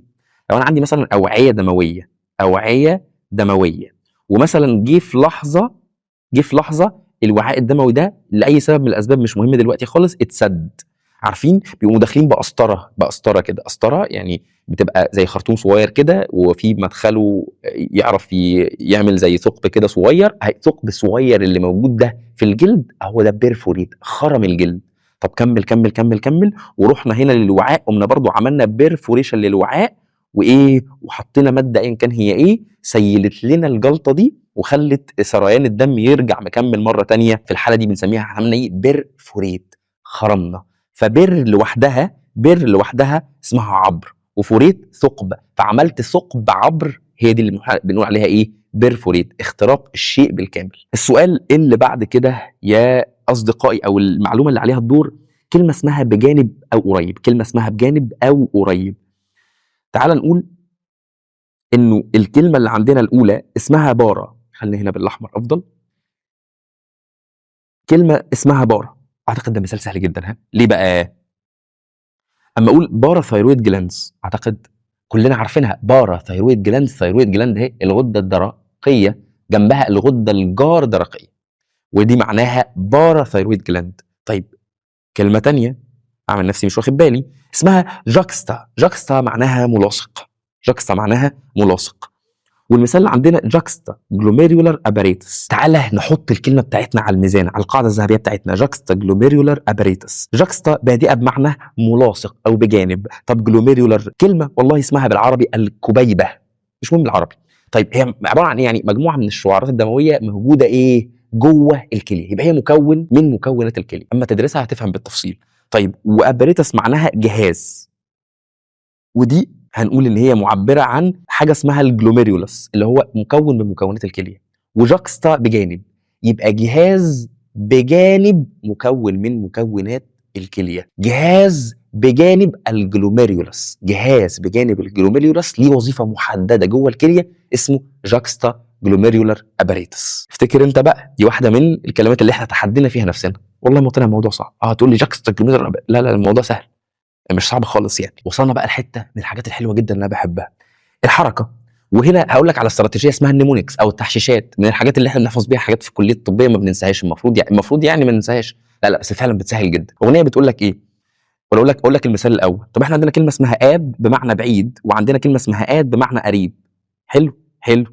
الاغنيه بتقول ايه بقى؟ القريب منك بعيد والبعيد عنك قريب. هم قايلين كده والله، القريب منك بعيد، يبقى عكس عكاس. طبعا عندي كلمه اسمها اب واد، كلمه اسمها اب وكلمه اسمها اد. البي تسبق في الحروف، تسبق الدي، فيبقى اب معناها ان انا برفع ايدي بعيد عن جسمي، كده الحركه دي بعيد. اب القريب منك بعيد، ببعدها عن الجسم. طب اقرب اسمها اد. ابعد اب. اب القريب منك بعيد، التانية عكسها اد. يبقى لو انا حفظت واحده احفظ عكسها. ها، القريب منك بعيد، القريب منك بعيد، البي تسبق ولا الدي؟ البي. يبقى كلمه اب بعيد عن الجسم، اد قريب من الجسم. طب سهل والله، طب انتوا اللي مصعبينه يا جماعه. طيب السؤال، الكلمه اللي بعد كده كلمه اسمها ديسبليس. ديس معناها يفصل، وبليس معناها مكان. فلو قلت كلمه ديسبليس بعدته عن بعض، مثلا بعدت الحاجه عن مكانها. لو انا قلت كلمه this arm is displaced away from the body، يبقى الارم او الدراع بتاعي اتبعد بعيد عن مكانه الطبيعي، بعيد عن الجسم. ها، يبقى كانه غيرت او حصل فيه حركه مفاجاه غيرت مكانه عن الجسم. افهم ده كله من كلمه ديسبليس. ديس مقطع بمعنى يفصل، فصلته. بليس معناها مكان، فديسبليس فصلته بعيد عن الجسم. حلو حلو. نخش على الكلمه اللي بعدها. الكلمه اللي بعدها يا صديقي كلمه اسمها ديرم، ودي معناها الجلد. طيب لو انا قلت كلمه ديرماتولوجي دي، قلت ايه؟ هقسمها نصين. كلمه ديرم بادئه بمعنى جلد، هل بادئه؟ تفتكر انت ايه رايك؟ بالظبط، دي روت معناه جلد. انا مبسوط بالمستوى ده الصراحه. لو انت قلت دي لوحدك انا مبسوط جدا بالمستوى ده. طيب اولوجي له علاقه بدراسه، فالديرماتولوجي له علاقه بدراسه الجلد، له علاقه بدراسه الجلد. كلام محترم جدا. نطبق نفس المثال اللي احنا قلناه من شويه. نيورولوجي، نيورو بادئه بمعنى بالظبط عصب، واولوجي له علاقه بدراسه، فعلم دراسه الاعصاب نيورولوجي. حلو. هيم او هيمو او هيماتو كلها كلمه واحده. هيم، افتكر اول 3 حروف دول. هيماتو بقى هيمو، حسب هيجي في السياق او هستخدمه ازاي. هيم معناها ايه؟ دم، فهيماتولوجي علم دراسه الدم، كل امراض الدم بقى في علم الهيماتولوجي. اوكي، ده كلام محترم، كلام محترم. الصفحه اللي بعد كده هنتكلم فيها عن السفكس او النهايات. هناخد منها لمحه ان شاء الله ما تكونش كبيره، وهتفهم. هتتخض دلوقتي، هتتخض من الحاجات اللي هتتكسر لك. اول نهايه اسمها اكتومي، ودي معناها اكسجن او ريموفال، ان انا اشيل. اكتومي معناها استأصل او اشيل. عندنا كلمه اسمها هيباتكتومي، يلا نكسرها.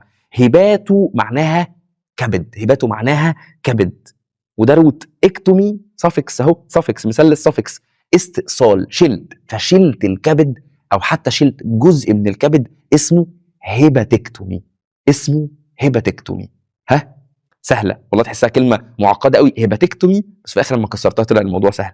طب اوتومي معناها انسجن او فتحه، انا عملت فتحه. طب المثال اللي عندنا اسمه لاباروتومي، اسمه ايه؟ لاباروتومي. لابارو او لابارو دي معناها بطن، اوتومي معناها فتحه، فعملت فتحه بالبطن، لاباروتومي. اشهر عمليات البطن دايما عملت ايه؟ لاباروتومي، فتحت البطن عامه على اطلاقها. حسب بقى بعد كده ايه الاجراء الجراحي اللي هتخذه بالتفصيل. يبقى لاباروتومي. حلو قوي. اوستومي عملت فتحه دائمه او مؤقته. واحده من اشهر الامثله تريكيوستومي. التريكيا او المقطع الاولاني ده برضو روت، لانه كلمه اساسيه. روت مطلقه هنا على ايه؟ على التريكيا او التراكيه او القصبه الهوائيه اللي موجوده هنا. اوستومي عملت فتحه فيها اسمها تريكيوستومي. عارفين الناس اللي بيكون عندهم مشاكل في التنفس، بتلاقي في ناس حاطين هنا حته بلاستيك، اهي العمليه اللي عاملينها عشان يحطوا حته البلاستيك دي عشان يتنفسوا منها اسمها ايه؟ تريكيوستومي، اسمها تريكيوستومي. اوسكوبي معناها رؤيه او فحص بصري، رؤيه او فحص بصري. عندي المثال هنا مايكروسكوبي.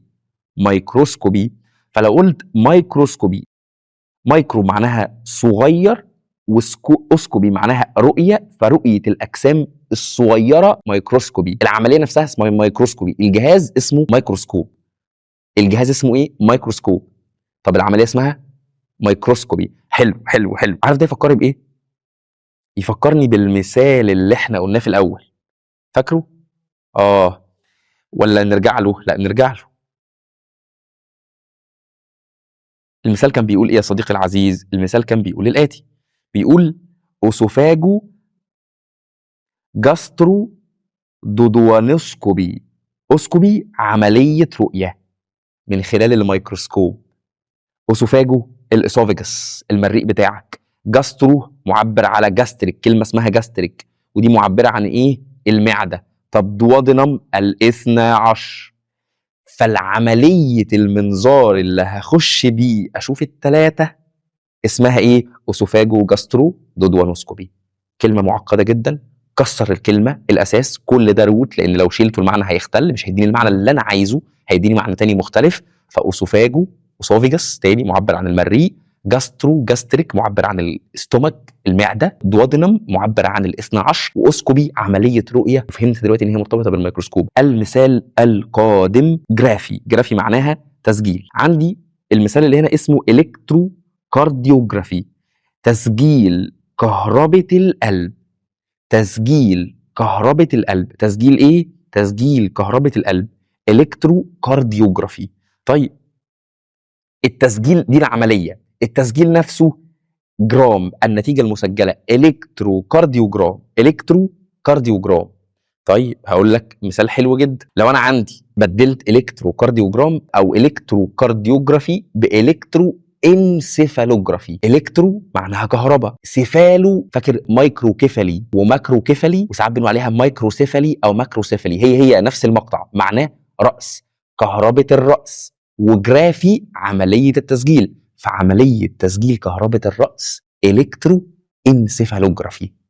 طب القلب الكترو كارديوجرافي، عمليه تسجيل كهربة القلب. طيب كل واحده فيهم ليها اختصار حسب ايه؟ حسب الكلام. يعني الاي سي جي ده عمليه تسجيل كهربة القلب، الاي اي جي عمليه تسجيل كهربة المخ. التسجيل نفسه كده على بعضه اسمه الكترو كارديوجرام، الكتروسيفالوجرام، دي النتيجه المسجله لعمليه تسجيل كهربة المخ. واحد مثلا بيجي له تشنجات في المخ، هعمل له اي اي جي ولا اي سي جي؟ والله نفسر الكلمه، اي اي جي ولا اي سي جي؟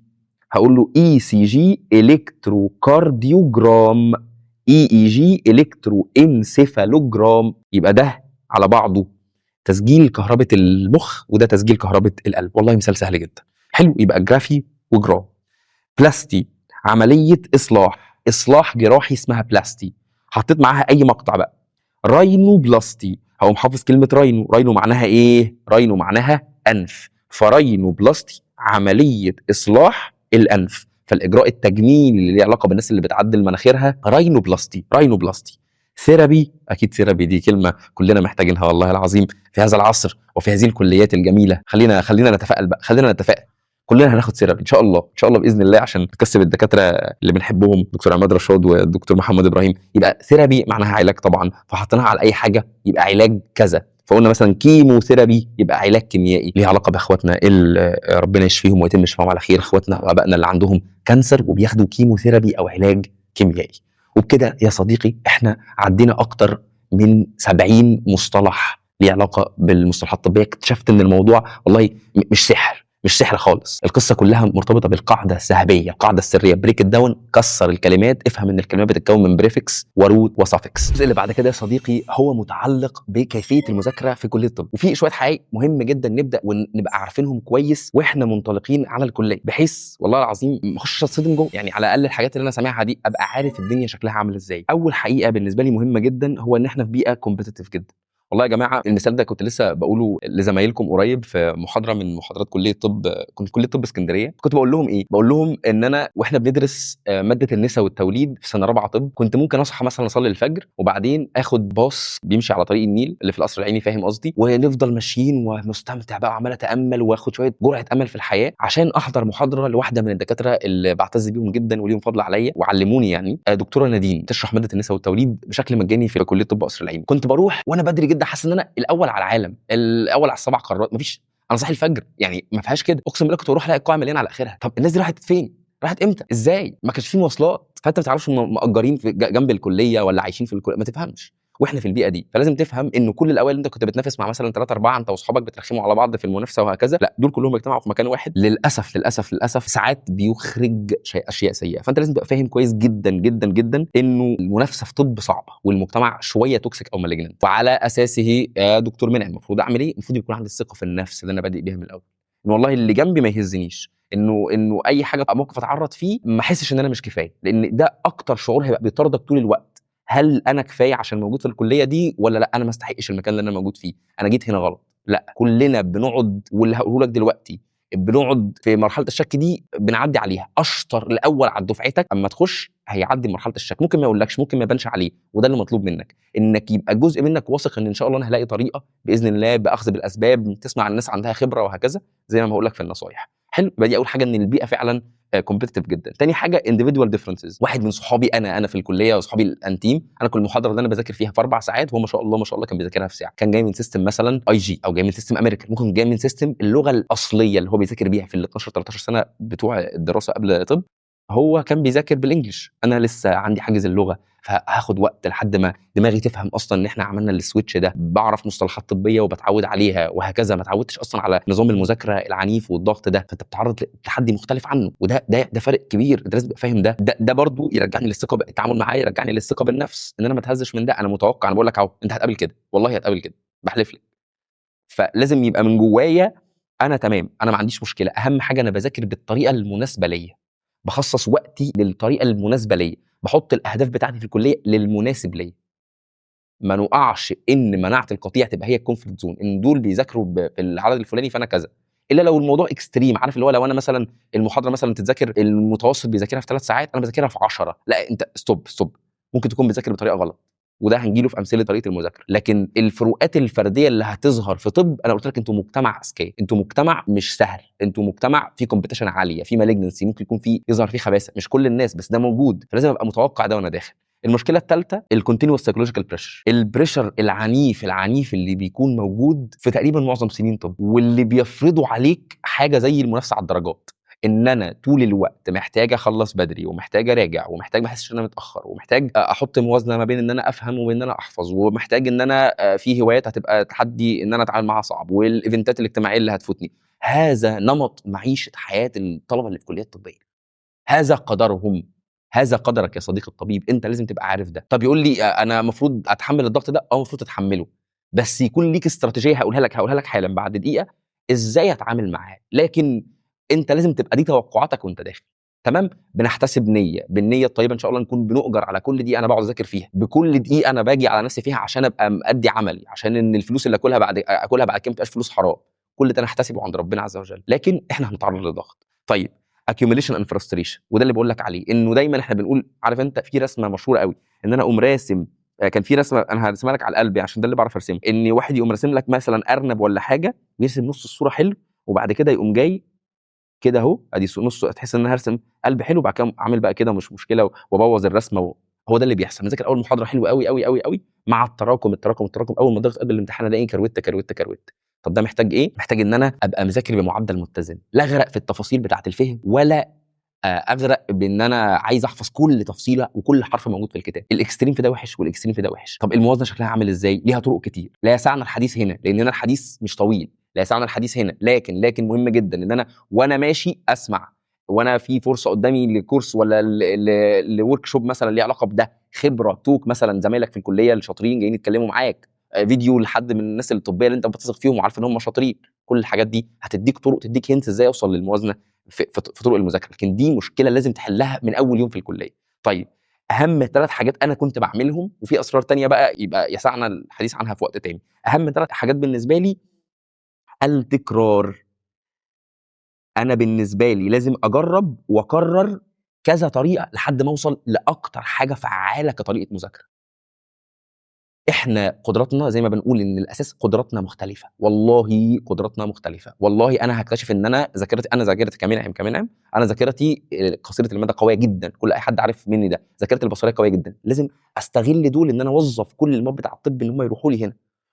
كل طريقه مذاكره الماده هيكون ليها حته، بس انا لازم اوظفها عشان اقربها من هنا. دي اول حاجه. تاني حاجه، بلاش اما اتعرض لاخطاء اقع في الحته بتاعت ان انا ايه، انا افشل واحد في الكون، انا مش ما استحقش المكان اللي انا اكون موجود فيه. هسبق لكم حته شويه. في مجال البيزنس، في واحده من اكبر الدراسات اللي اتعملت في مجال البيزنس في امريكا، اتعملت على الناس اللي فشلوا في البيزنس بتاعهم لاول مره، مقارنه بنسبه نجاحهم في المره الثانيه. نسبه نجاحهم في المره الثانيه تتفوق بشكل رهيب، عشان هم بيتجنبوا الاخطاء اللي هم عدوا بيها. وده مقارنه بالناس اللي نجحت اول مره. الجروث بتاع التانيين دول اللي فشلوا اول مره ورجعوا حاولوا مره تانية، نسبه نجاحهم اعلى من اللي نجحوا من اول مره، لان التانيين بقوا اجرأ على بقوا خلاص تخطوا تجربه الفشل وعرفوا غلطهم فين، وبقوا اجرأ على التحدي. الاولين ما عرفوش اصلا هم غلطوا فين. واحسن نصيحه اتقال في دي من الانف صاعدا يا صديقي: embrace your failures. يعني ايه embrace your failures؟ يعني احتضن فشلك. احنا في عالم المجتهدين فيه هم اللي بيعرفوا يقوموا ويحاولوا مره تانية. كل يوم يكون بالنسبه لك محاوله جديده، اوعى تخاف من الفشل. طب ثالث حاجه، الريست از نوت ان اوبشن.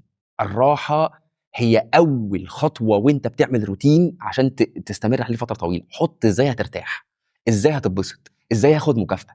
ده اللي والله هيشجعك كل يوم عشان تصحى وتروح للهم والضغط، وبالعكس يكون عندك حماس وطاقه ترجع تاني تريتشارج اصلا الطاقه. يعني ممكن تكون انت داخل كليه، طب الكليه بتاعتك عن حب جدا، انا مقتنع بهذه الرساله، مقتنع بالفلوس يا عم اللي هتيجي من المكانه الاجتماعيه اللي هتيجي منها، بس هتتعب، انت انسان. وانا كنت طول سنين الكليه عندي يوم اجازه مخصوص، مستحيل ما اجزوش، مهما كان مستحيل ما اجزوش. صحابي القريبين مني ما كانوش بيأجزوا يوم الجمعه، يقول لك انا هلم فيه. هديك طريقتي، ادي اللي بينفع معايا، انا بحط الريست اول حاجه، والحمد لله يعني ما اعتقدش ان انا مستقبلي ضاع قوي يعني.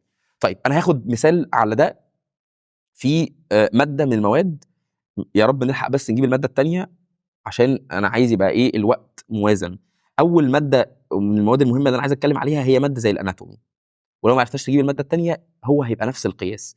اول ماده الاناتومي بالنسبه لنا يا صديقي هي ماده ايه؟ الاناتومي علم التشريح.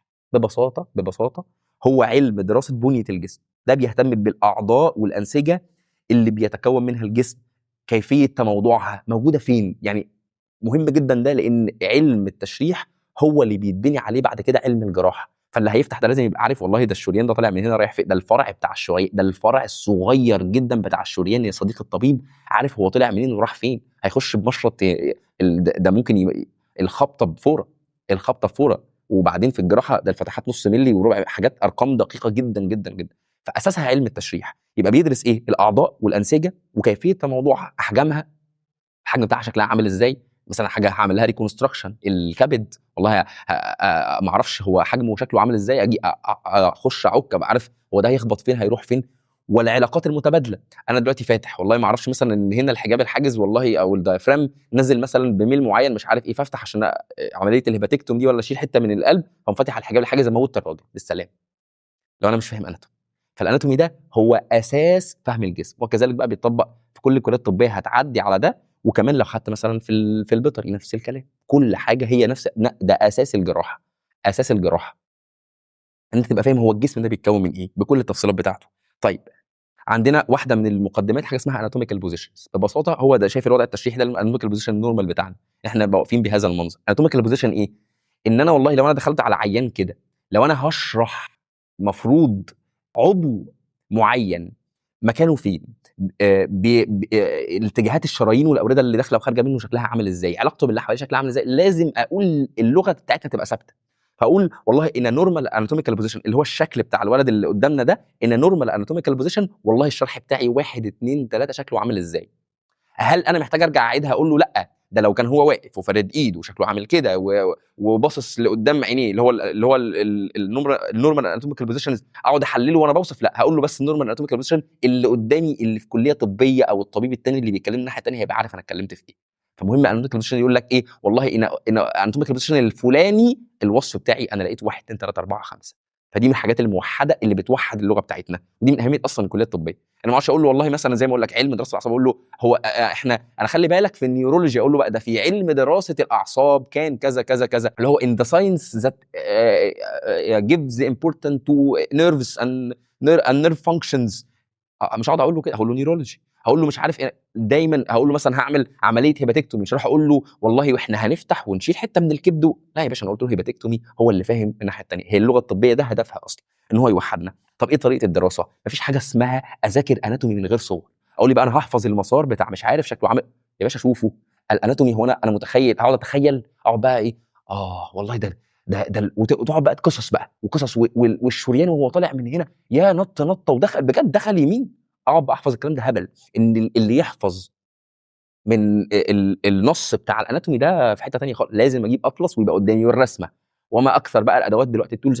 انتوا في عصر نعمه، يعني ما كانش حتى لسه من كام سنه بس ما كانش عندنا هذه الادوات، ان هو ابقى فاهم بقى والله انا المفروض هذاكر منين. هروح اجيب اطلس ورقي. انت دلوقتي يا باشا تسال شات جي بي تي، تسال جيميناي، تسال اي مصدر من المصادر اللي بتديك صور او موجود اونلاين، يا باشا هتعيش وهتعرف المسار. يبقى لازم يتذاكر باطلس وصور، لازم اشوفه عشان ابقى فاهم الدنيا شكلها عامل ازاي، ما اسيبش التخيل.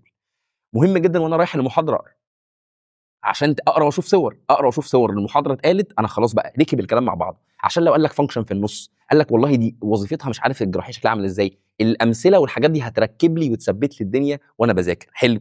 طيب لو في حاجات ليها علاقه، ودي ما اكثرها في الاناتومي، هتلاقي فجاه مثلا درست وليكن ان النيرف سبلاي او الغذاء العصبي وليكن للدراع.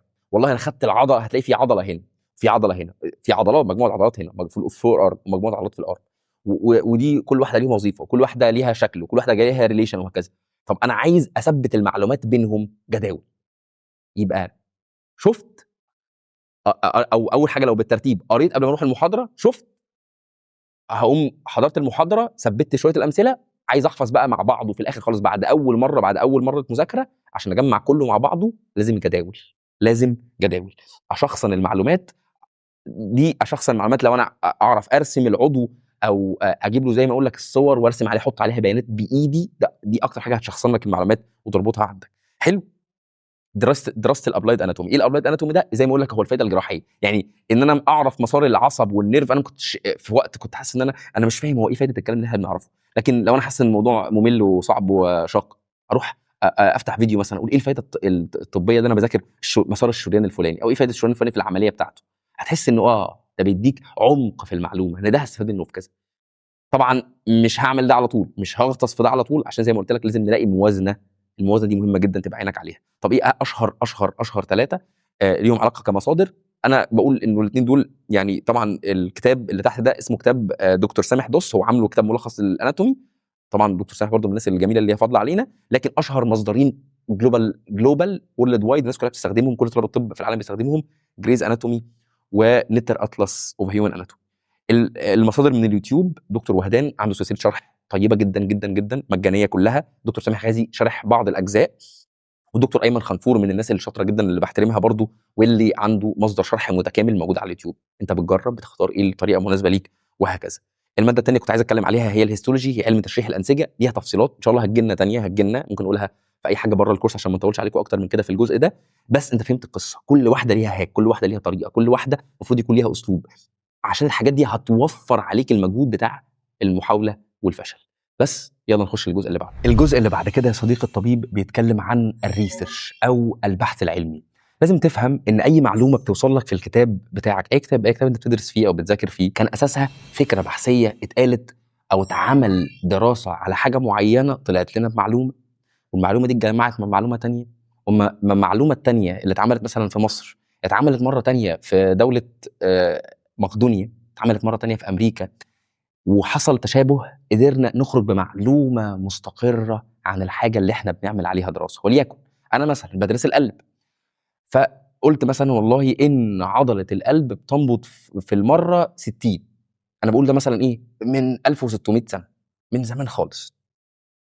فجي ده ادعاء كان مثلا لعالم كان موجود في مصر، جه راح عمل بتاع مقدونيا، عمل دراسات، والله طلع نفس القصه بتاع مش عارف ايه، عمل دراسات في الاخر جه واحد قام عمل دراسه شامله بتفحص الدراسات اللي اتعملت قبل كده وطلع لنا هذه المعلومات. فكل المعلومات الموجوده في الكتب اساسها بحث علمي. طيب ايه اهميه البحث العلمي؟ اول حاجه اهميه البحث العلمي ليك عليك انت كطالب، مهم قوي نعرف ان هو هيفهمني الطب من مصدره، هيفهمني قيمه الطب فعلا، هيفهمني ازاي الدراسات دي عملت لي الكتب، المسار بتاع المعلومه دي ازاي كان فكره وصل لهنا، هيفهمك ان القصه والله مش بس مجرد حفظ، مش بس مجرد دش ورص كلام ورا بعض. ودي من اكتر الحاجات اللي عامه غيرت نظرتي للطب، انه اول ما اتعلمت بحث علمي نظرتك للمعلومات اللي انت بتدرسها نفسها بتختلف، بتحس ان هو مش راي فردي، يعني مش راي واحد زي الراجل اللي موجود دلوقتي في المجتمع اللي مات ده يقعد يقول لك مش عارف انا رايي، مش حاجه اسمها رايي، انت درست ايه، عملت ايه، اهم حاجه بنتعلمها واحنا بنعمل ابحاث علميه مفيش انحياز، مفيش حيز للعاطفه، مفيش راي الدكتور الكبير ولا راي الدكتور القديم، لازم نجنب ده كله واحنا بنعمل دراسات. تاني حاجه هيعلمك كريتيكال ثينكينج، تفكير نقدي. اما اجي اقول المعلومه دي صح، ليه صح؟ طب وازاي عرفت ان هي صح؟ وايه الدليل اللي انت بتقول ان هي صح؟ هيخليك ان انت عارف اللي هو ايه بجد. البحث العلمي دي اما تبدا تدرب نفسك عليه وتدرب على معرفته، تحس ان انت شخص متعلم بجد، اللي هو ما حدش هيعرف يقنعك بحاجه. على فكره حتى بره الطب، انت مثلا جيت قلت لي فكره، بقرا كتاب، لازم تفكير نقدي، ليه وازاي واثبت كده، ولا ناخد الكلام وخلاص بقى يبقى لا فرق بيني وبين اعزكم الله، فاهم قصدي؟ لكن لازم تبقى عارف انه انا يبقى انا عندي القدره، ربنا اداني عقل وفهم وتفكير، لازم استغل ده عشان اثبت المعلومات. تاني حاجه انه هيخليني اتعامل مع المعلومات بطريقه منظمه، وده هيساعدك، هيمباكت عليك في الدراسه. ايه معلومه اهم من معلومه؟ ايه معلومه متشابهه مع معلومه تانية؟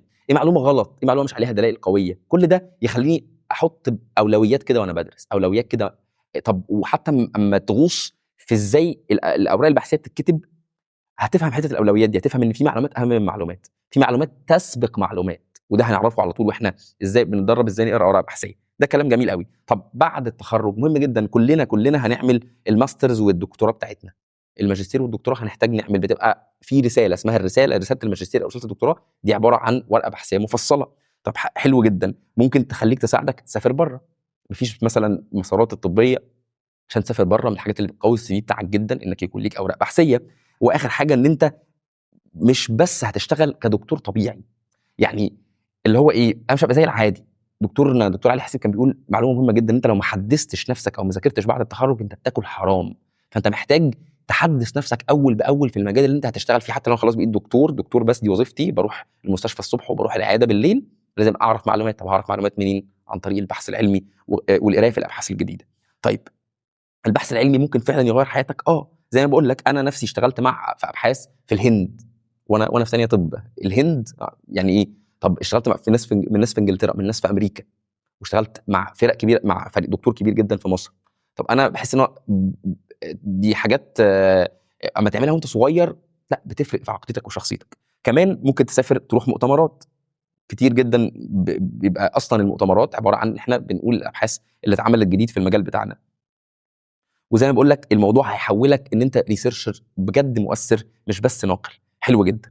طيب اللي احنا هنقوله انه في معلومات كتير قوي موجوده، وفي معلومات بتفسر كل حاجه. زي ما قلنا ان الجزء ده في النسخه المدفوعه بيحطك على اول الطريق فعلا للبحث العلمي. اللي احنا حابين بس نقوله هنا عشان نخرج بحاجه قيمه ومفيده، هو ازاي اقرا ورقه بحثيه. اهم 3 اسئله دايما بيتبني عليهم اي ورقه بحثيه، بتبقى 3 حاجات: ليه، ازاي، وايه اللي عندي عشان اعمله.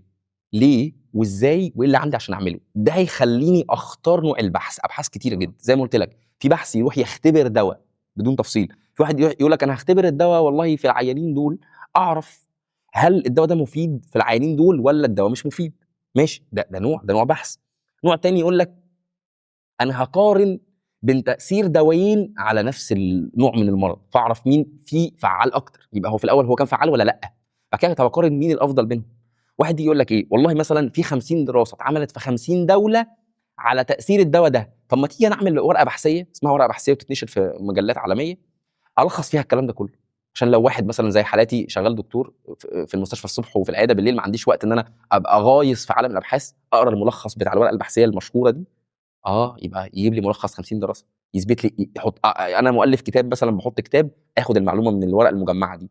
واحد يقول لك والله مثلا احنا ظهر لنا حاله جديده من مرض جديد عمرنا ما سمعنا عنه، دي اسمها كيس ريبورت، دي حاله، دي ورقه بحثيه تنتشر في ورقه بحثيه. فطب ده كله بتقف على ايه السبب؟ واي هو ايه السبب اصلا اللي هيخليني اعمل الدراسه؟ انا بقيس تاثير دواء ولا بقارن ولا بعمل ايه؟ طب ازاي هعمله؟ هل انا عندي مجموعه من العيانين؟ طب هل عندي داتا قديمه لعيانين هقعد افر فيها وادرس واطلع منها نتائج، ولا لا انا هاخد عيانين من النهارده واقعد اتابعهم كل يوم حسب المتاح؟ فازاي هعملها دي تتوقف عليك. ايه اللي عندي بقى عشان اعمله؟ زي ما بقول لك، عيانين موجودين، طب دواء، طب فلوس، طب تيم، كم عدد فريق، وعلى اساسه تختار النظام بتاع الورقه البحثيه بتاعتك هتتعمل ازاي.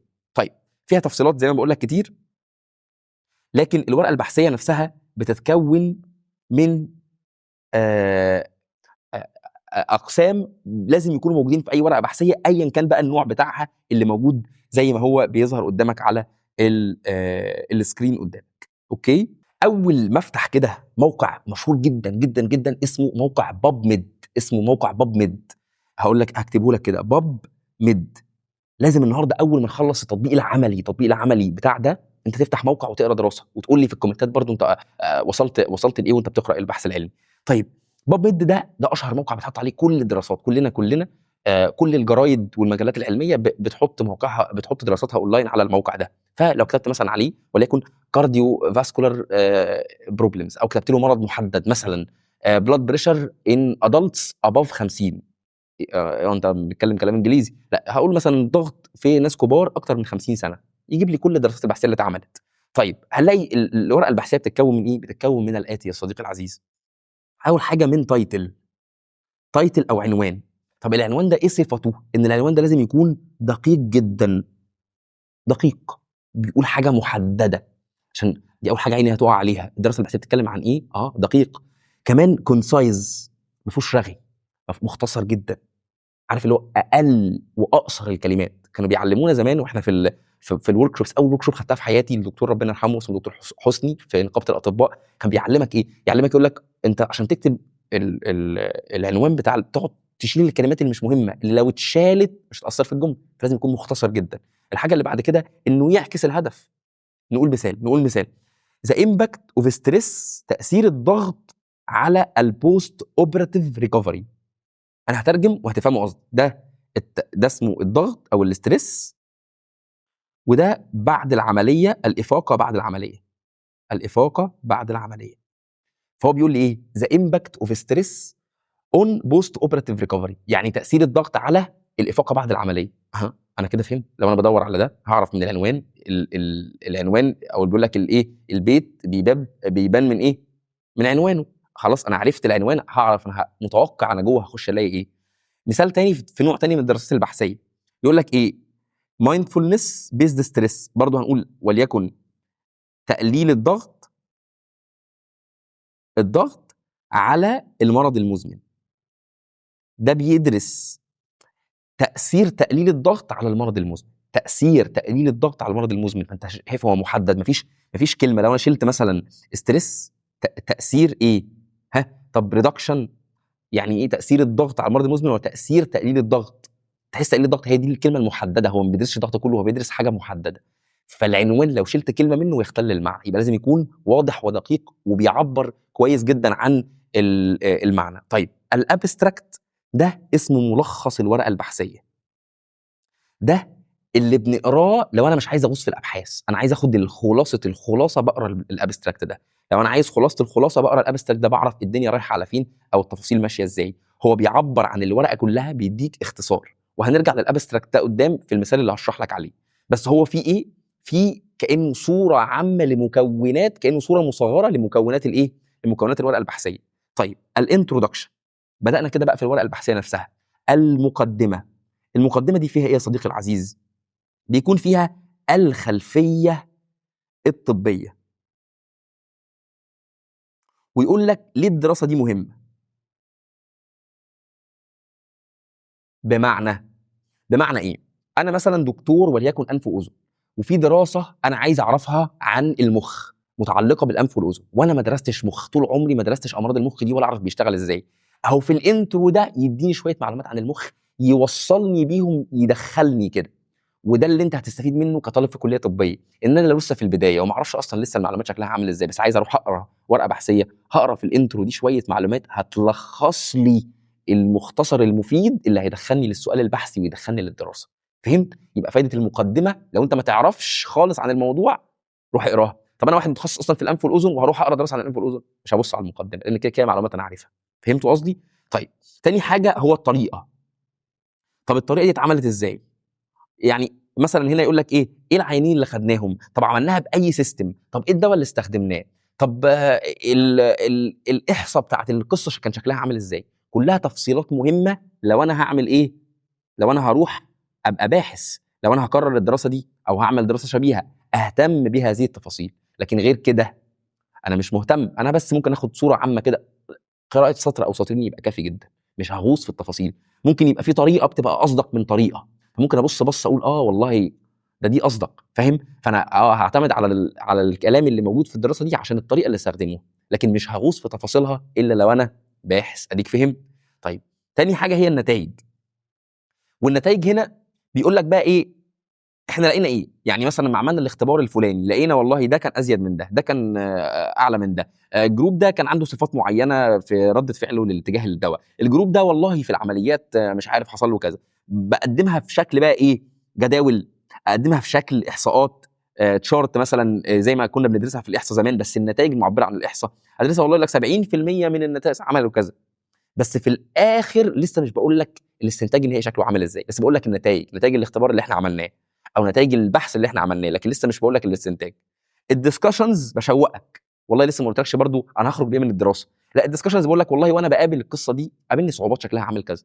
طب على فكره لو حد هيجي بعد يعمل الدراسه يستحسن انه ياخد باله من 1 2 3 عشان دي حاجات تحديات لسه موجوده في المعرفه، مش عارف يفتح لك. فانا لو هقرا ورقه بحثيه في المستقبل هبص على الدسكشنز. تاني الكونكلوجن، قال لك كويك سمري بقى، قال لك عمل لي ملخص شامل وملخص مهم جدا للنتائج. قال لي بقى انت الورقه البحثيه دي لما عملنا الاختبار الفلاني طلعنا بالحاجه الفلانيه 1 2 3 محدد.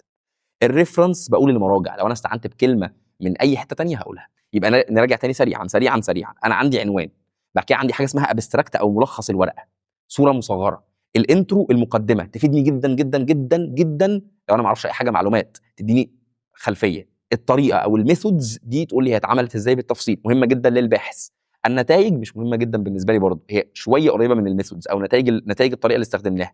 الدسكشنز مهمه للدراسه اللي بعد كده، التحديات اللي قابلتني. واخيرا الملخص المهم هو الكونكلوجن. طيب انا يا عم يا دكتور منعم عايز اروح اقرا ورقه بحثيه، ايه يهمني كويس جدا؟ يهمني كويس جدا ان انا اروح ادور على دول لميديكال ستودنتس اهو، هروح ابص على التايتل والابستراكت، اخد نظره عامه. حسيت الموضوع ده مثير بالنسبه لي، بصيت في العنوان، بصيت في الابستراكت الملخص الصغير اللي هيكون موجود واللي هتلاقيه ظاهر دلوقتي قدامك على الشاشه. هتلاقي الملخص في حاجه شبيهه لو بصيت على العناوين الجانبيه هتلاقي شبيهه بالظبط، شبيهه للورقه البحثيه الكبيره. بصيت على الملخص وبعدين عايز افهم الهدف الرئيسي او نبص على الانترودكشن. انا ما عنديش عايز افهم السياق، اقصد او نبص على الانترودكشن اعرف والله القصه رايحه فين، وبعدين من رايي انت تقوم رايح في الاخر للكونكلوجن. لا تغطس في الدسكشن ولا تغطس في الريزلتس ولا تغطس في الميثودز. يبقى اهم 3 حاجات تروح تقراهم تايتل وابستراكت. بصيت على الانترو، بصيت على الانترودكشن، روح ابص على الكونكلوجن. الانترودكشن شرح لي القصه شكلها عامل ازاي، وابص على الكونكلوجن الفايده المختصره اللي انا هشوفها من القصه دي. بحث علمي ممتع ممتع ممتع، من امتع الحاجات اللي ممكن تعملها في الطب. واتمنى انه بعد ده، بعد ما تسمعني دلوقتي، تروح تطبق على طول وتفتح ورقه بحثيه وتقول لي انت وصلت لايه في الكومنتات. اهلا يا صديقي الطبيب العسل، احنا قمنا بس اخدنا بريك، صلينا ورجعنا مره تانية. احنا دلوقتي وصلنا لاخر واهم وامتع جزء بالنسبه لي. كعارف واحد نظرته عن الكليات الطبيه دايما ان هو انا عايز انقذ حياه واعمل اكشن ومش، فاحنا وصلنا للاسعافات الاوليه.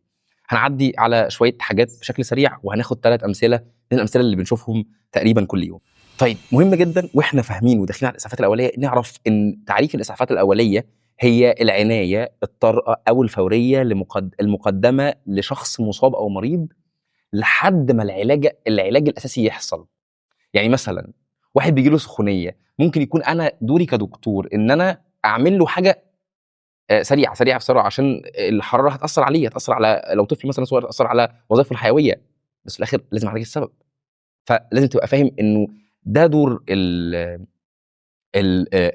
عامه الاسعافات الاوليه، انه احاول انقذ الشخص في الخطر اللي هو فيه دلوقتي لحد ما العلاج الاساسي يتم، لحد ما العلاج الاساسي يتم.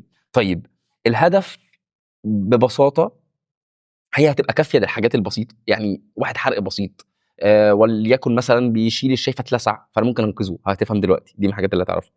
لكن لو حالات صعبه هيبقى حالات حرق عنيف، لا هقول لك اوعى تتدخل، ده انا هقول لك اجري بسرعه كلم رقم الاسعافات. طيب لو واحد لا قدر الله ماشي في الطريق وحصل له حادثه ونبضه وقف، فلازم نعمل له الانعاش القلب الرئوي، اللي هو انت تشوف الدكتور قاعد وعمال يحركه ويخبط على صدره كده. ده ممكن ينقذه، بس في الاخر ممكن ترد له تاني، ممكن ترد له الدكتور، مفيش دكتور موجود فهيموت، فلازم ننقله بعدها على طول، نوديه لو رد مننا، يعني لو نبضه وقف ورد مننا، ربنا كان كاتب له لسه حياه، ونبعته على المستشفى يتعالج.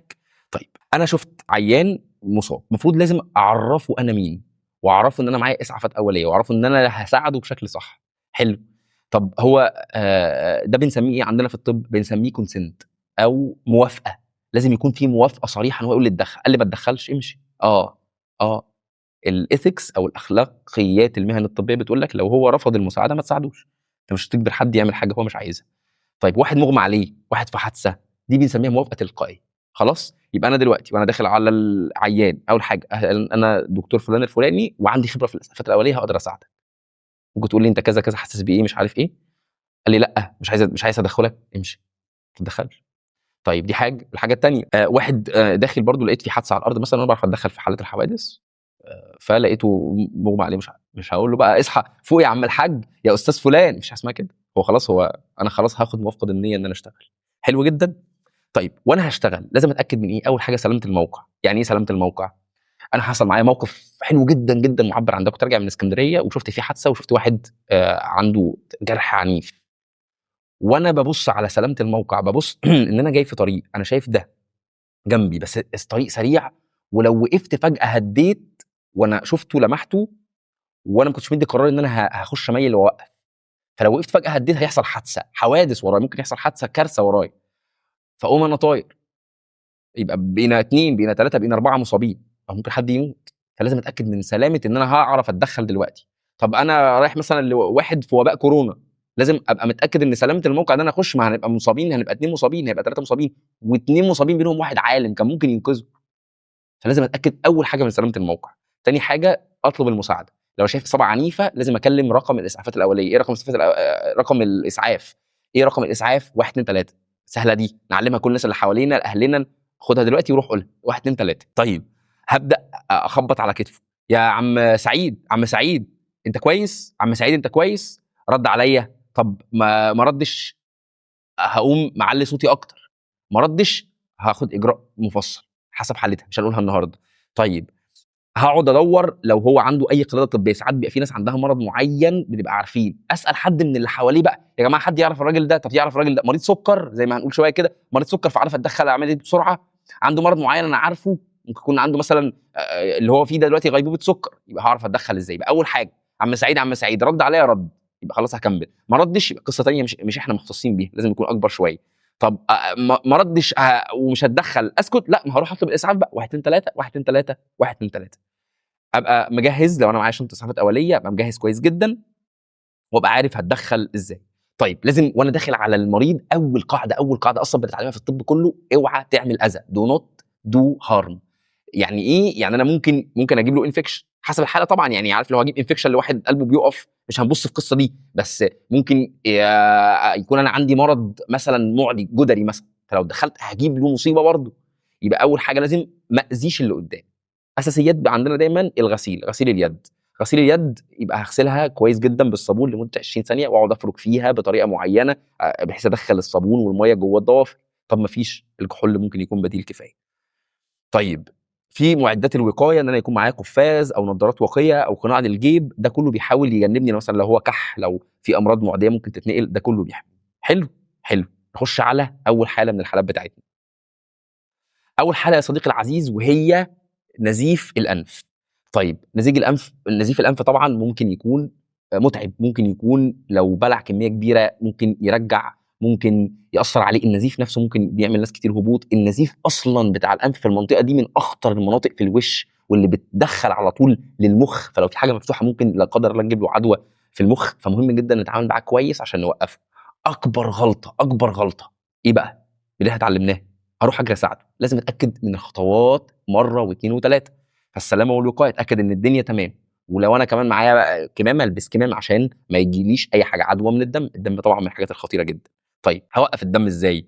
اعمل كده عشان الدم يقف، ما ده عكس اتجاه الدم، ده اكبر غلط، لان اكبر ده هيدخل دم اكتر هنا، ممكن يخليه يجي له مشكله في التنفس تدخل على طول، هو ممكن اصلا مغيبب والدنيا صعبه وحاسس ان هو مهبط لو بقى له فتره بينزف، ويأثر يخش دم جوه الرئه، يخش له دم جوه المريء، فيبقى عنده مش عارف يتنفس، لان ممكن يرجع يبقى دي مشكله.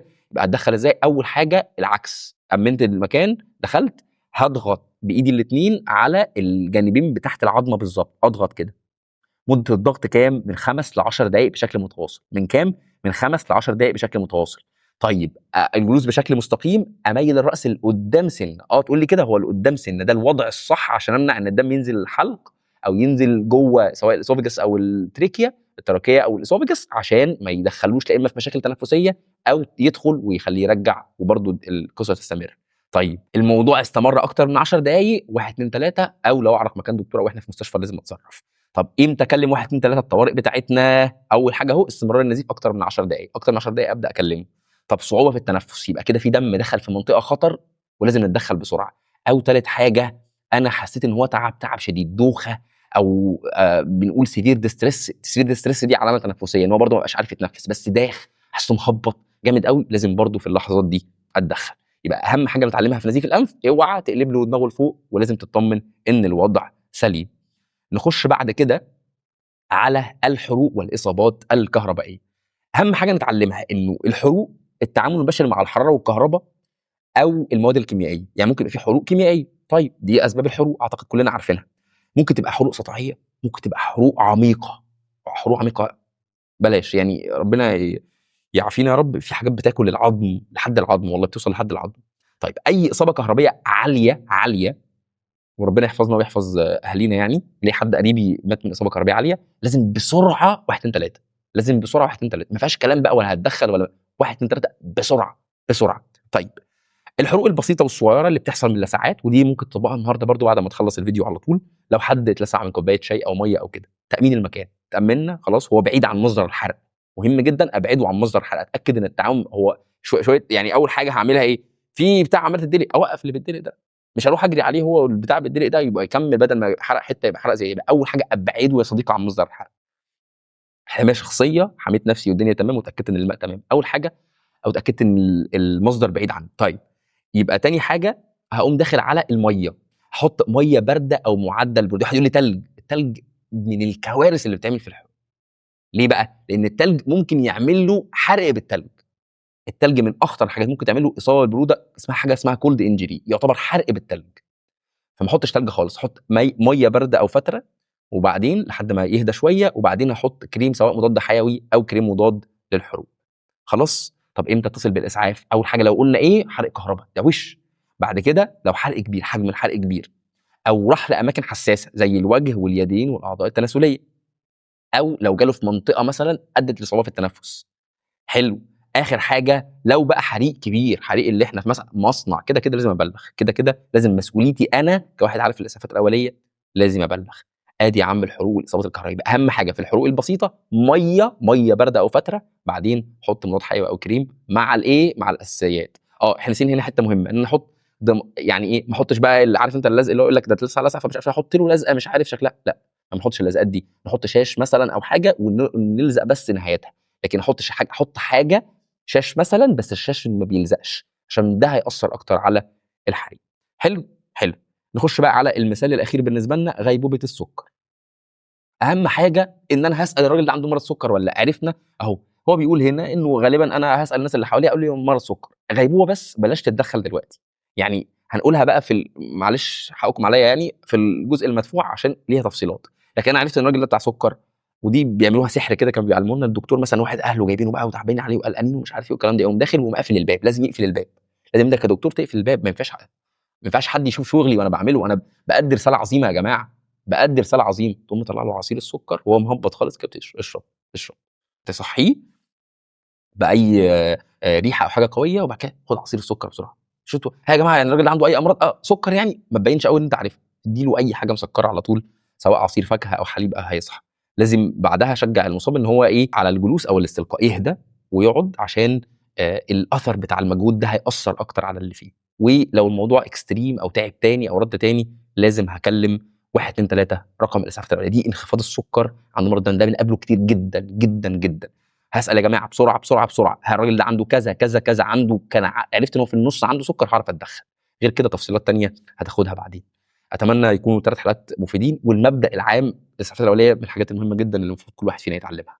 في نهاية هذا الكراش كورس المجاني يا صديقي، لو حسيت انه نافع ومفيد شيره مع صحابك عشان الدل على الخير كفاعله. ولو حبيت انك تكمل وتاخد كل حاجة من دول بعمق، تقدر تشتري الكورس النسخة المدفوعة ومعاها الكتاب يوصلك لحد باب البيت ايا كان انت موجود فين، غير عروض الصحاب والشلة. الاهم اننا على اعتاب خطوة مهمة جدا متعلقة بباقي مسارك الطبي. طب دي تعرفها منين؟ اتابعها منين؟ قول لي بسرعة يا دكتور منعم. من قناة على الواتساب او التليجرام، هتلاقيها موجودة في كومنت مثبت على الفيديو ده وفي وصف الفيديو. حتى نلتقي في المحطة القادمة يا صديقي من رحلتك الطبية، أتركك في رعاية الله وأمنه.